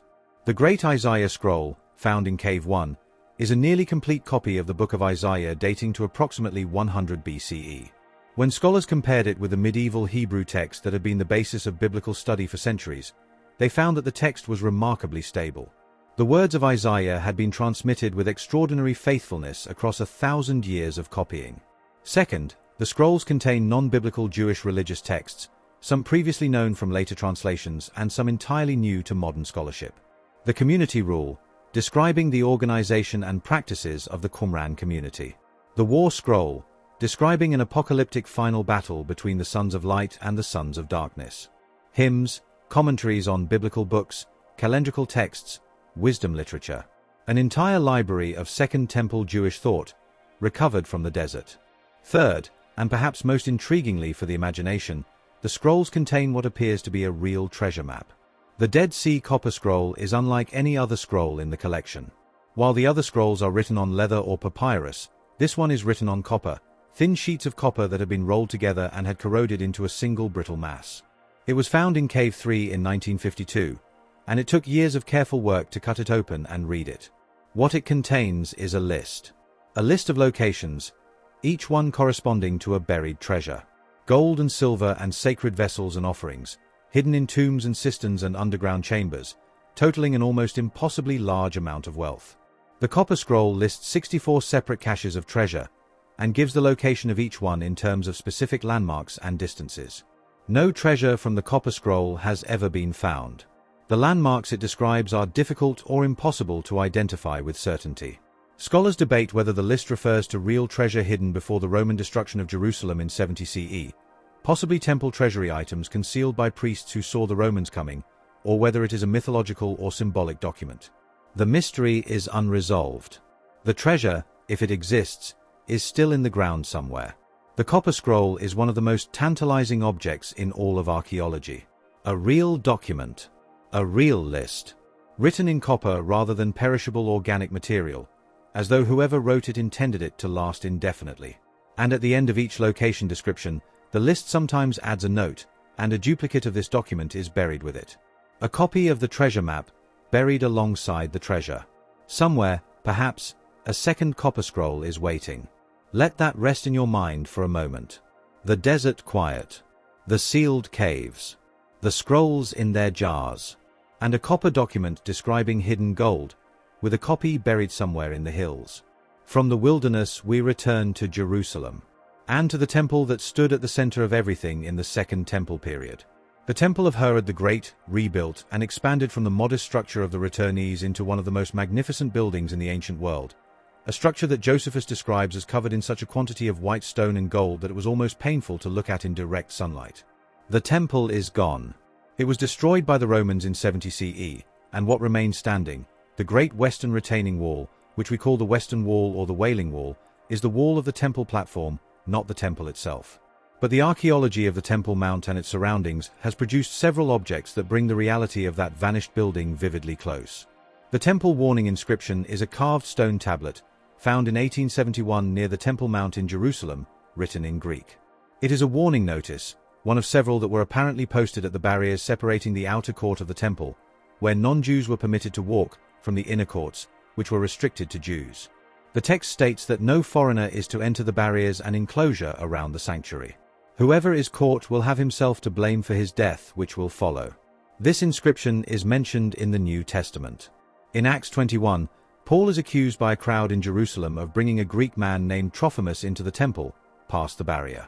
The accusation triggers a riot that leads eventually to Paul's arrest and his journey to Rome.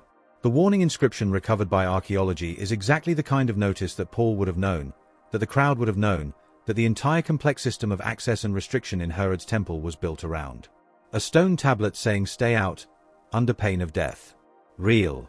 Found near the Temple Mount.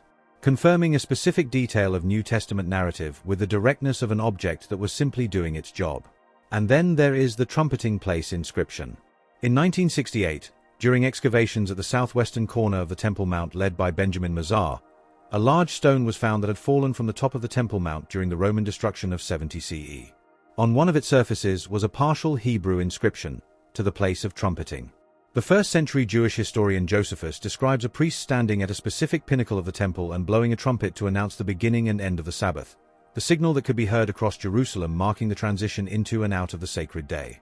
The stone with its partial inscription appears to mark exactly that location. The trumpeting place. The spot where the Sabbath was announced to the city. The stone fell when the Romans demolished the temple. It lay where it fell, at the base of the southwestern corner, until the excavators found it. An architectural label for a specific function in a specific building. The place of trumpeting, preserved in the rubble of destruction.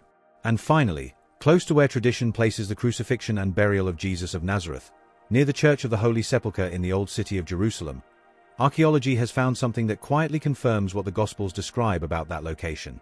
The Gospels state that Jesus was crucified in a place outside the city walls, near a garden, where there was a new tomb cut from rock. The location of the Church of the Holy Sepulchre has sometimes been questioned on the grounds that it seems to be within the current walled city, not outside it. But excavations in the area have revealed two things. First, that the city walls of Jerusalem in the 1st century CE ran differently from the walls of later periods, and that the Holy Sepulchre site was indeed outside the walls of the city at the time of the crucifixion. And second, that the area contained an ancient garden, traces of 1st century agricultural soil, pollen analysis consistent with cultivated plants, the physical remains of a garden space, exactly as the Gospel of John describes. John notes, almost in passing, that in the place where Jesus was crucified there was a garden, and in the garden a new tomb. An ancient garden near the Holy Sepulchre, confirmed in the soil. A small, quiet, botanical detail in a Gospel narrative, preserved in the pollen of 2,000-year-old earth. And so we come to the end of our 3 journeys tonight. From the fall of Jerusalem to the rivers of Babylon. From the decree of Cyrus to the coins of Persian Ud. From the cave above the Dead Sea and the scrolls in their jars to the warning inscriptions of Herod's temple and the ancient garden near an empty tomb. The Babylonian Chronicle recorded the fall. The Ration tablets remembered the captive king. The Ul-Yahudu tablets preserved the names of the exiled community. The Cyrus cylinder announced the liberation. The Ud coins marked the return. The elephantine papyri showed the diaspora keeping faith in Egypt. The Dead Sea Scrolls preserved the scriptures through 1,000 years of darkness. The copper scroll hid its secrets in copper and silence. The temple inscription warned in 3 languages. The trumpeting stone marked the place where the Sabbath was called across the city. And the garden soil remembered a garden. From the earliest days of the patriarchal world to the eve of the New Testament.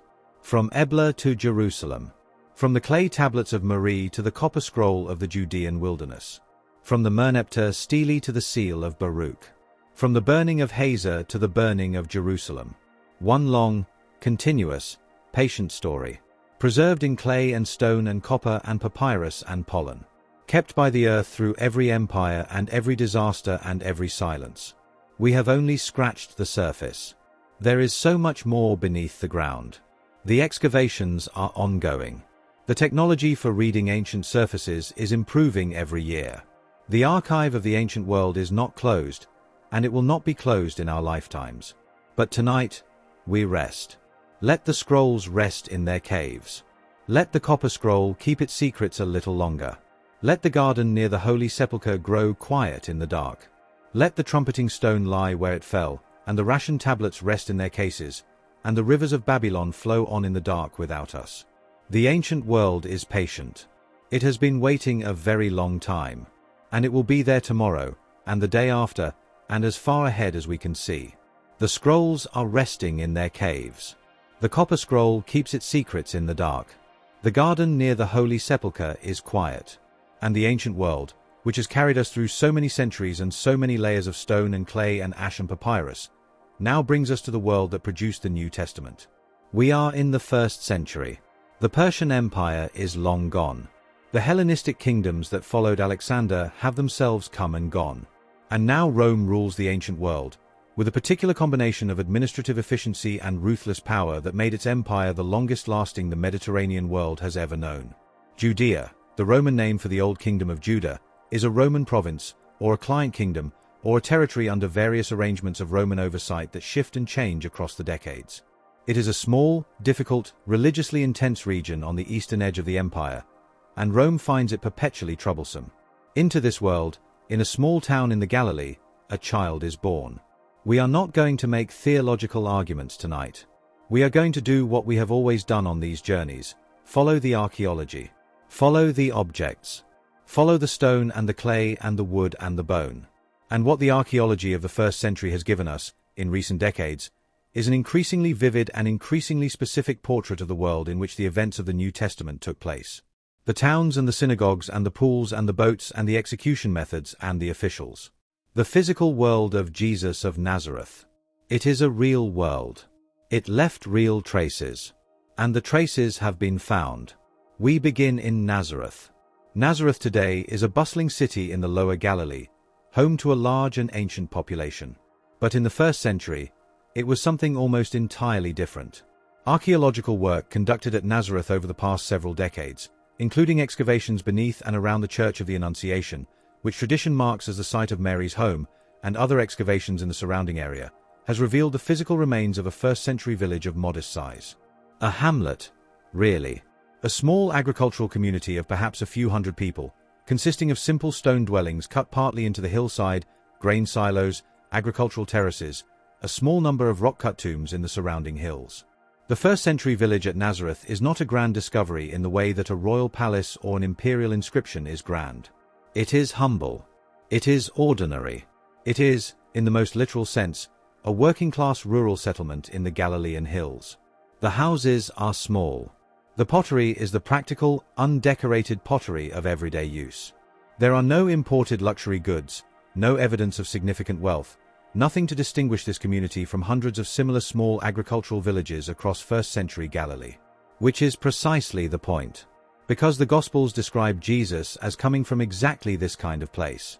A carpenter's family in a small Galilean village. The question that Nathanael asks in the Gospel of John, "Can anything good come from Nazareth?" reflects the way the place was regarded in the ancient world.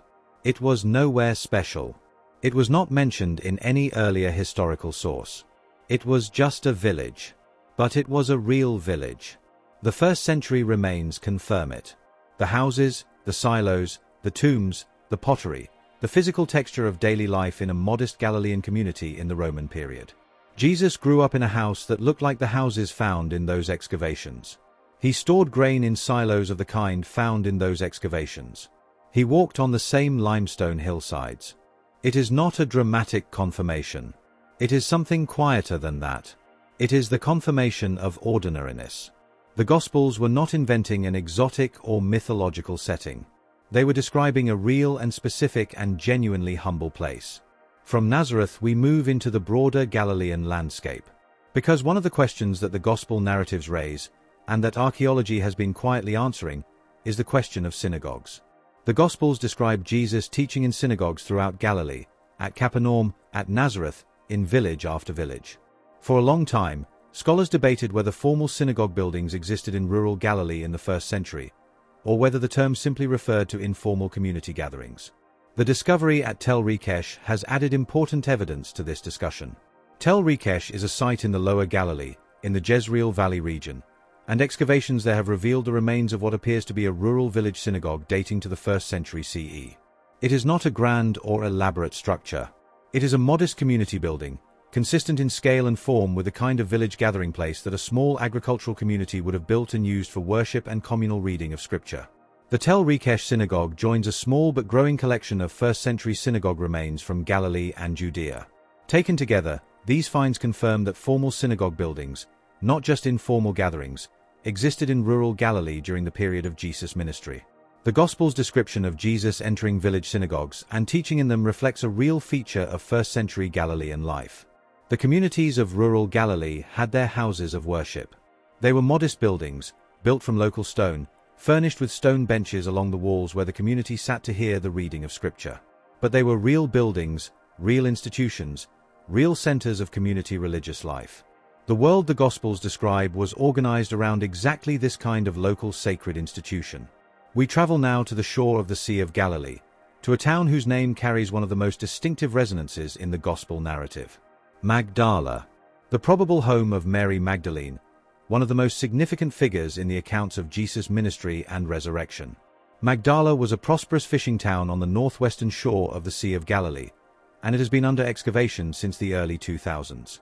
The excavations have revealed a first-century town of considerable substance: fishing equipment, fish processing installations, storage facilities, the infrastructure of the Galilean fishing industry that provided the economic context for several of Jesus' disciples. And at Magdala, excavators found a synagogue. A first-century synagogue, well-preserved, with stone benches along the walls and a mosaic floor. And in the center of the synagogue, a remarkable object. The Magdala stone is a carved block of stone, roughly the size and shape of a small table or a chest, decorated on all four sides with detailed carvings. The carvings include a 7-branch menorah, one of the earliest carved representations of the menorah ever found, flanked by other temple imagery including columns, an arch, and what appears to be a representation of the facade of the Jerusalem temple. The Magdala stone was found in a synagogue in a Galilean fishing town, dating to the 1st century CE. It was carved during the period when the Jerusalem temple was still standing, and it bore on its surface an image of the temple's sacred objects, brought into the village synagogue as a reminder of the holy center of Jewish worship. This is the world Mary Magdalene grew up in. A prosperous lakeside town with a real synagogue and a carved stone bearing the image of the menorah and the temple. A town that fished the Sea of Galilee and processed and sold its catch and organized its communal religious life around the reading of Scripture in a well-built meeting hall. The Magdala stone is now housed in the visitor center at the excavation site. It is one of the most extraordinary finds from the archaeology of Jesus' world. Not because of who it may be connected to, but because of what it tells us about the religious texture of ordinary Galilean life in the 1st century. The temple in Jerusalem, the menorah, the sacred imagery, these were present in the minds and the worship spaces of fishing communities on the northern shore of the Sea of Galilee. The connection between the local and the central, between the village and the temple, was maintained in carved stone. And speaking of the Sea of Galilee, in 1986, during a period of severe drought that lowered the water level of the lake significantly, two brothers, appropriately enough, given the prominence of brother pairs among Jesus' disciples, were walking along the newly exposed northern shore of the Sea of Galilee when they noticed something protruding from the mud. The outline of a wooden boat. Excavators were called. What they found was a wooden fishing boat, buried in the lakebed mud, preserved by the oxygen-poor conditions of the lake bottom.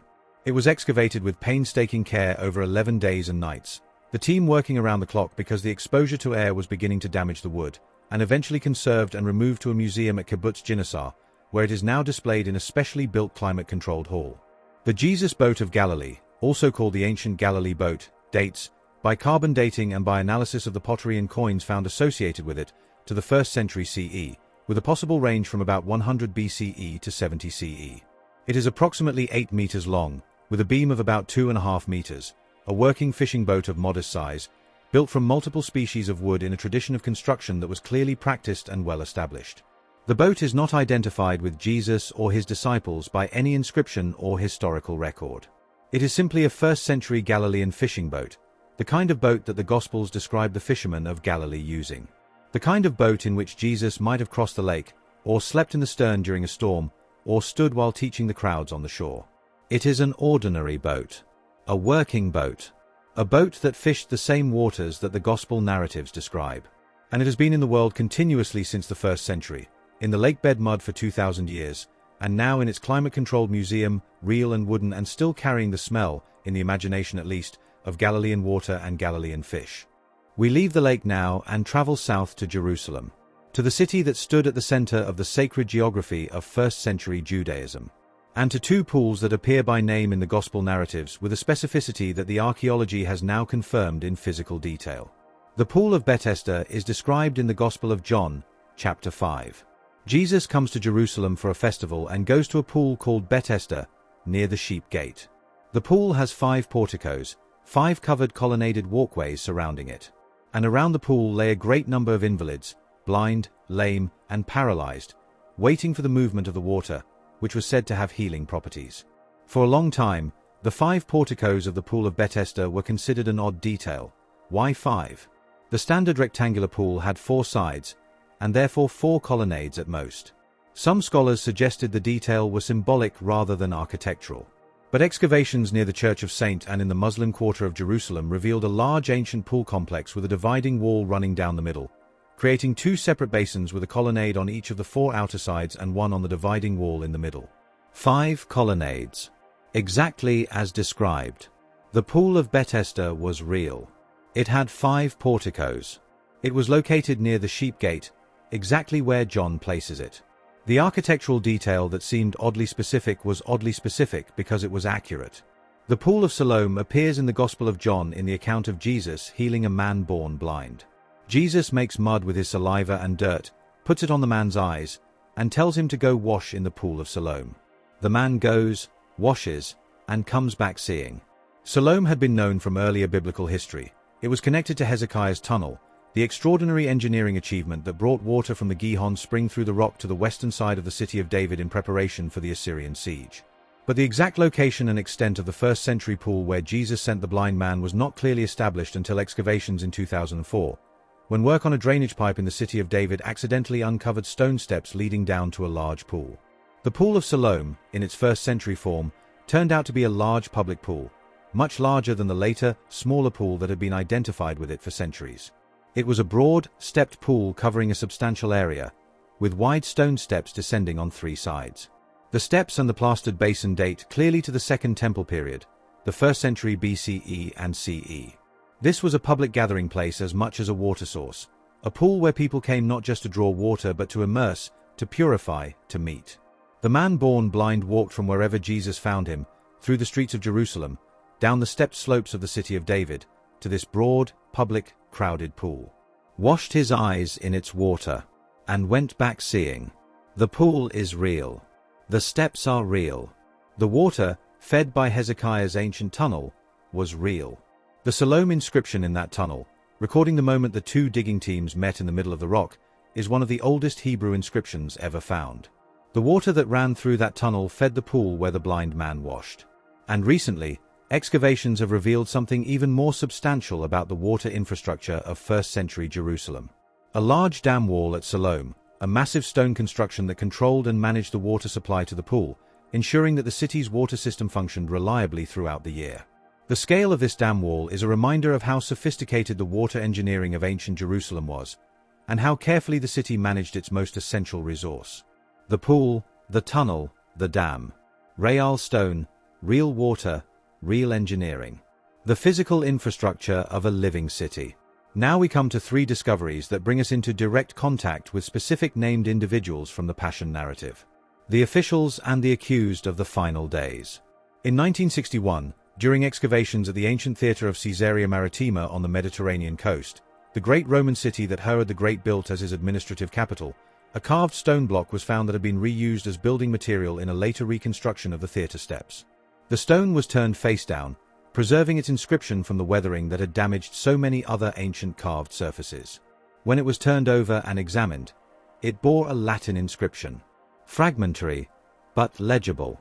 It read, in the reconstruction that scholars have accepted, something to the effect that Pontius Pilate, prefect of Judea, dedicated a building, possibly a temple in honor of the Emperor Tiberius, to the people of Caesarea. The Pontius Pilate stone. The only archaeological object bearing the name of Pontius Pilate ever found. Pilate governs the entire Passion narrative of all 4 Gospels. He questions Jesus. He finds no basis for a charge against him. He offers to release a prisoner, Jesus or Barabbas, and the crowd chooses Barabbas. He washes his hands. He authorizes the crucifixion. He orders the sign to be placed on the cross, Jesus of Nazareth, King of the Jews. Pilate appears in other ancient sources, in Josephus, in the Roman historian Tacitus, in the philosopher Philo. He was clearly a real historical figure. But the stone from Caesarea is the only physical object that names him, that confirms his title as prefect of Judea, that places him in his administrative world with the weight of inscription and stone. Pilate had a building program. He dedicated temples. He administered a province. He left his name carved in stone in his provincial capital. And one of those stones was turned face down in a later renovation and preserved in the rubble of Caesarea until an archaeologist turned it over 1900 years later.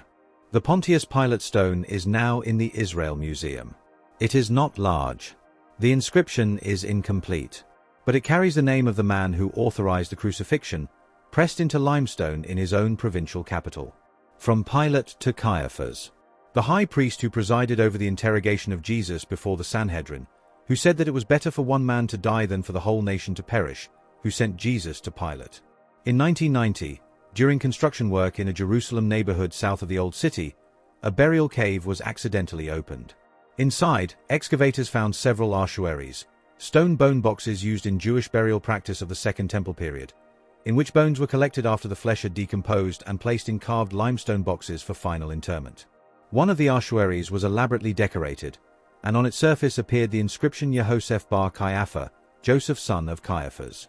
The high priest's personal name, as Josephus records, was Joseph. Caiaphas was a family name or title. The ossuary bore the names that connect it, with strong probability, to the family of the high priest who figures so prominently in the Passion narrative. Inside the Caiaphas ossuary were the bones of several individuals, including an adult male aged approximately 60 years. If this was indeed the ossuary of Caiaphas himself, then these were his bones. The bones of the high priest who questioned Jesus are in the Israel Museum, which is, whatever one makes of it theologically, an extraordinary fact to sit with. The James ossuary is a related discovery, though a more contested one. An ossuary appeared on the antiquities market in 2002, bearing an inscription that read Yaakov bar Yosef Akui dia Yeshua, James son of Joseph brother of Jesus. James, son of Joseph, brother of Jesus. The inscription is in two parts, and analysis has suggested that the second part, brother of Jesus, may have been added later by a different hand, possibly to increase the object's value. The ossuary itself is genuine and ancient. The first part of the inscription appears authentic. The second part is disputed.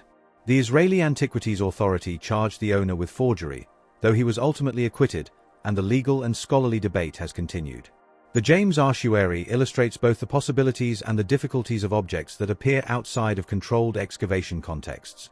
Without knowing where it was found, without the stratigraphic context that formal archaeology provides, certainty is impossible. But the ossuary continues to be studied, and the discussion of its authenticity is not fully closed. And then there is the heel bone, perhaps the most physically visceral discovery of our entire journey tonight. Crucifixion was the Roman method of capital punishment for non-citizens convicted of certain crimes: rebellion, piracy, sedition. It was common enough in first-century Judea that it was a recognizable feature of the Roman judicial landscape. And yet, until 1968, no physical evidence of crucifixion had ever been found in the archaeological record. The victims of crucifixion were typically denied burial, and the bodies were left on the cross to decompose. Physical evidence was simply not expected to survive. In 1968, during construction work in a North Jerusalem neighborhood called Givat HaMivtar, ancient tombs were accidentally discovered. In one of the ossuaries, among the bones of a young man in his 20s, was a heel bone, a calcaneus, with an iron nail still driven through it. The nail was approximately 11 centimeters long.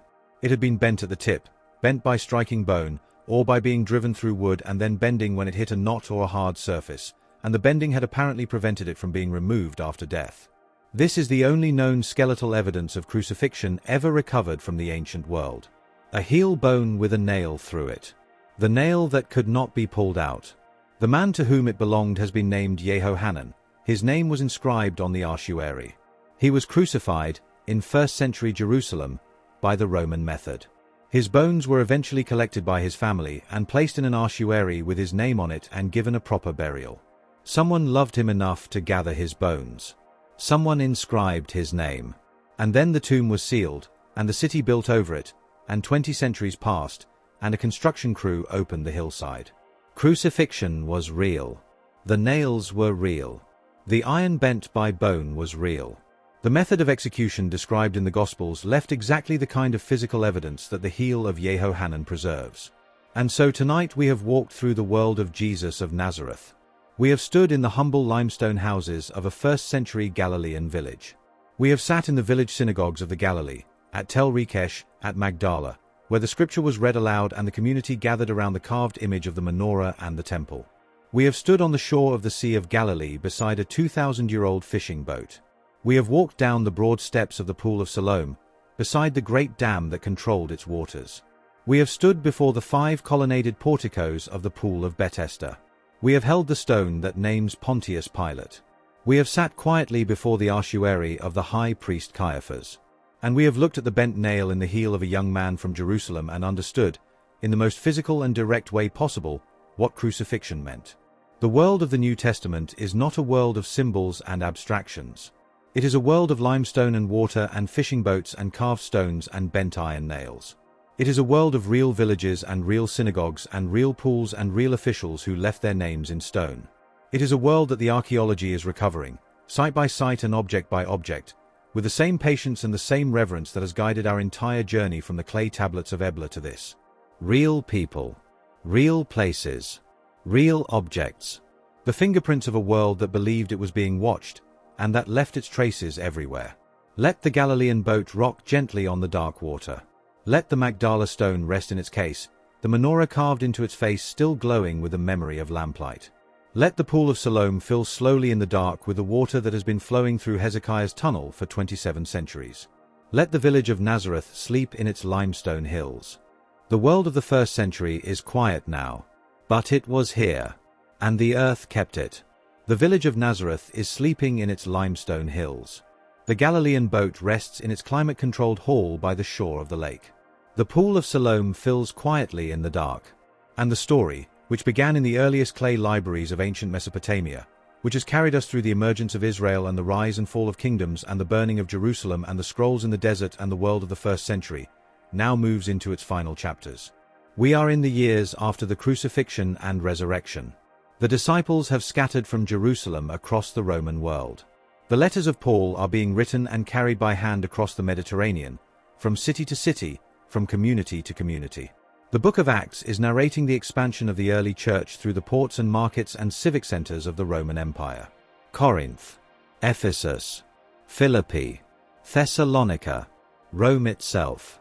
And in some of those cities, in the stones of their public spaces and the inscriptions of their civic buildings, the archaeology has found traces of exactly the world that Acts and the letters describe. We begin in Corinth. Corinth was one of the great cities of the Roman world in the first century.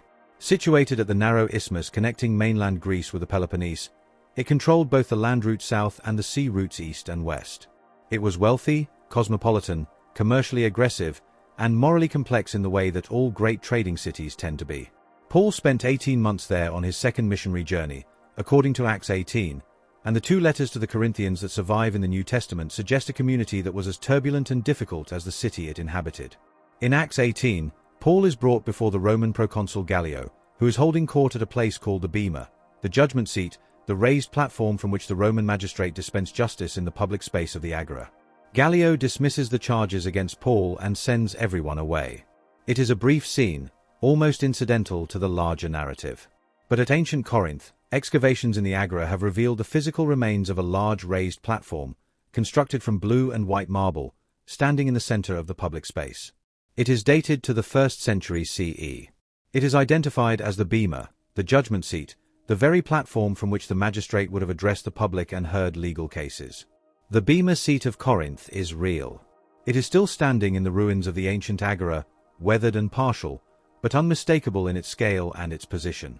Paul stood before something that looked like this. Gallio sat on a platform like this.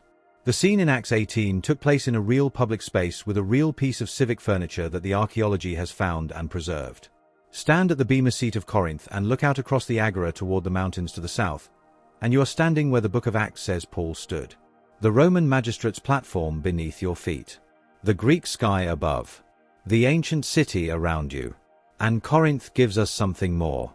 Also found in the excavations of the Corinthian Agora, carved on a paving stone near the theatre, is a Latin inscription. It is damaged, with several letters missing, but enough remains to read the name Erastus, and to identify him as the aedile, one of the civic officials responsible for public works, who laid the pavement at his own expense as a gift to the city. Erastus. In Paul's letter to the Romans, written from Corinth, in the final greetings of chapter 16, Paul sends greetings from Erastus, the city treasurer. A man by that name, holding civic office in Corinth, generous enough to pay for public paving out of his own pocket, is attested in an inscription in the very city where Paul wrote his letter to Rome. The name Erastus was not uncommon in the Roman world, and scholars are appropriately careful about asserting that the inscription names the exact individual Paul mentions. But the convergence, the same distinctive name, the same city, the same approximate period, the same level of civic prominence and wealth that would make sense for a man who could afford to pave a public space with marble, is striking. The social world that Paul's letters describe, a world in which early Christians came from across the social spectrum including people of civic prominence and wealth, is confirmed by the Erastus inscription whether or not it names the same individual. A name in a pavement. A name in a letter. Both in Corinth. Both in the 1st century. From Corinth we travel east, into Asia Minor, to the ancient city of Colossae. Colossae appears in the New Testament primarily through the letter to the Colossians, attributed to Paul, and through the letter to Philemon, which mentions the Colossian community specifically. Colossae was a city in the Lycus Valley in what is now southwestern Turkey, historically significant as a wool trading center, overshadowed in Paul's time by the nearby cities of Laodicea and Hierapolis. For a long time, Colossae was known from ancient sources but had never been excavated. The site, identified with a mound called Honaz Dagay in Turkey, was recognized but unexcavated. That changed in the 2000s and 2010s, when a team from Australian universities began systematic work at the site. Among the discoveries at Colossae is a necropolis, a burial ground on the edges of the ancient city, containing tombs from the Roman period, the period of the New Testament community addressed in the letter to the Colossians. The discovery and excavation of the Colossae necropolis has confirmed the location and the occupation of the city during exactly the period that the Pauline correspondence implies. The tombs of the Colossian necropolis held the bodies of people who lived in the city that Paul wrote to. People who may have heard the letter to the Colossians read aloud in their assembly. People who wrestled with the same questions about identity and faith and the competing demands of Roman culture and Jewish heritage and the new Christian movement. That the letter addresses. Their names are not known. Their individual stories are not recoverable. But their bones were in this ground, in this city, in this valley, at this time. The excavations at Colossae are ongoing. The site is large and has yielded only a fraction of what it likely contains. More will come. The Turkish hillside above the Lycus Valley is still giving up the world that the letter to the Colossians was written into. And so we pause here, in the middle of the 1st century, in the world of Acts and the letters, and look around at what the archaeology has confirmed. Real synagogues in Galilee. A real judgment seat in Corinth. A real civic official with a Pauline name in the Corinthian Agora. A real city in the Lycus Valley with real tombs from the right period. The missionary journeys of Acts took place in a real Roman world with real civic spaces and real cities that left their physical traces in the stone of their public buildings and the soil of their burial grounds. The early church was not a movement in a vacuum. It was a movement in the Roman Empire. And the Roman Empire left its architecture everywhere. But now the empire turns toward Jerusalem. We come to the event that ended the world of the Second Temple. The event that Josephus describes with anguished detail, that the rabbis would mourn for 2,000 years, that Jesus himself, according to the Gospels, predicted when he looked at the temple and said that not one stone would be left upon another. In 70 CE, after a 4-year revolt that had begun in 66 CE, the Roman general Titus, son of the Emperor Vespasian, soon to become emperor himself, completed the siege of Jerusalem. The city fell after months of brutal fighting, starvation, and the systematic demolition of its defenses. And the temple burned. We have already found the stone that fell from the Temple Mount with its inscription about the place of trumpeting. We have walked through the destruction layers that archaeologists have found at the base of the Temple Mount walls, a thick, dark band of ash and collapsed stone and the physical debris of a catastrophic destruction. We have held in our imagination the scale of what was lost. But the Romans recorded their victory too. As the Assyrians had done before them, as the Babylonians had done before them, the Romans commemorated their triumph in permanent form. And the most famous commemoration is still standing in Rome today, after nearly 2,000 years. The Arch of Titus stands at the eastern end of the Roman Forum, erected after Titus's death by his brother and successor Domitian to honor his memory and his greatest military achievement. It is a triumphal arch, and on its inner panels are carved relief sculptures depicting the triumphal procession through Rome after the victory over Judea. The Arch of Titus reliefs are among the most important objects in the entire history of the ancient world, not only for what they depict but for how specifically they depict it. One panel shows the Roman soldiers carrying the spoils of the Jerusalem temple through the streets of Rome.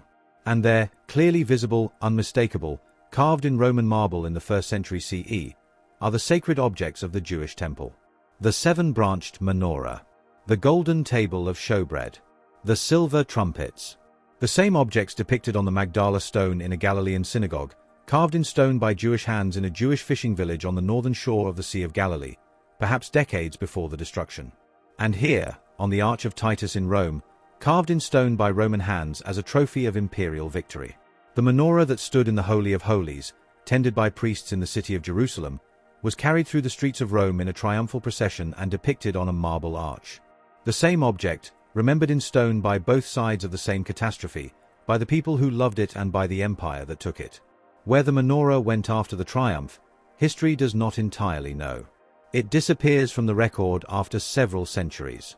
But the arch stands, and the carved soldiers still carry it through the Roman streets, their stone faces turned toward the viewer across 1900 years, the great lampstand still in their hands.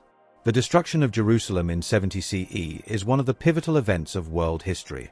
It ended the temple-based Judaism of the Second Temple period and forced the Jewish people into the long centuries of diaspora that would define their experience until the modern era.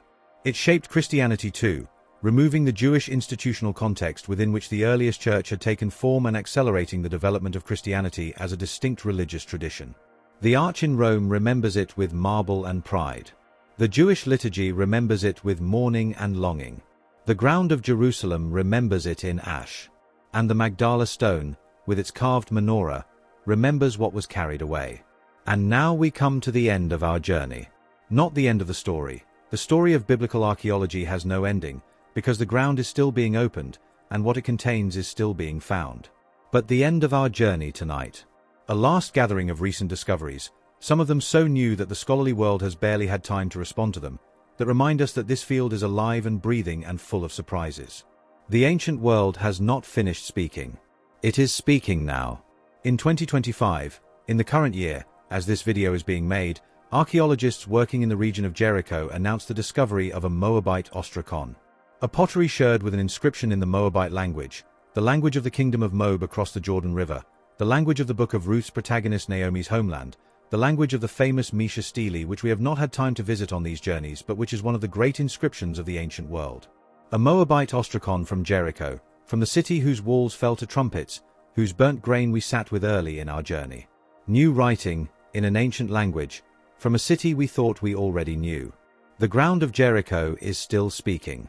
Also recent, from ongoing work at the great site of Megiddo, the city whose six-chambered gate we walked through in the time of Solomon, the city whose horse stables we visited, the city whose name gives us the word Armageddon, evidence has emerged of Egyptian military activity dating to the period of the Late Bronze Age and the Early Iron Age.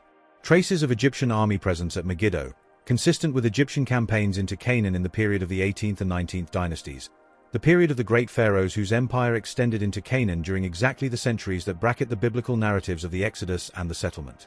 Egypt was at Megiddo. The Egyptian army left its traces in the ground. The great power that the Bible orbits in its earliest chapters, the Egypt of Joseph and Moses and the Exodus, was militarily present in Canaan in exactly the period and in exactly the locations where the biblical narrative places it. The world of the Bible was a world where Egyptian armies camped at Megiddo. And the ground remembers it. And then, from Egypt itself, a discovery announced in 2023 and continuing to be studied, the possible identification of the tomb of Thutmose II, one of the pharaohs of the New Kingdom, whose reign falls in the general period of the 18th dynasty. Tomb discoveries in Egypt are always significant events in the archaeology of the ancient Near East, because the tombs of the pharaohs are the most elaborately documented and most extensively preserved records of the ancient Egyptian state. The identification, confirmation, and excavation of a royal tomb adds new data to the chronology and the history of the period. And every addition to the New Kingdom chronology has potential implications for how we read the Egyptian background to the biblical narratives of the Exodus and the wilderness period. The tomb of Thutmose II is still being studied.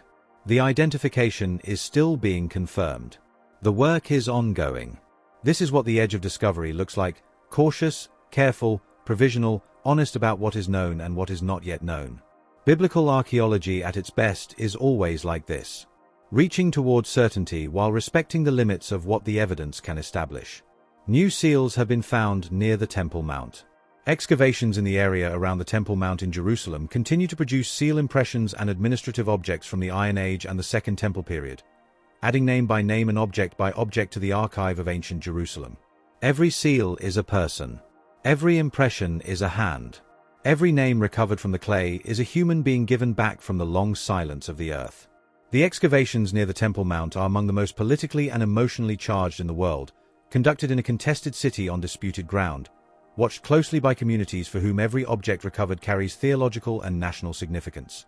And yet the work continues, and the objects come up from the earth, and the names are read, and the picture of ancient Jerusalem grows more detailed and more specific and more human with every season of excavation.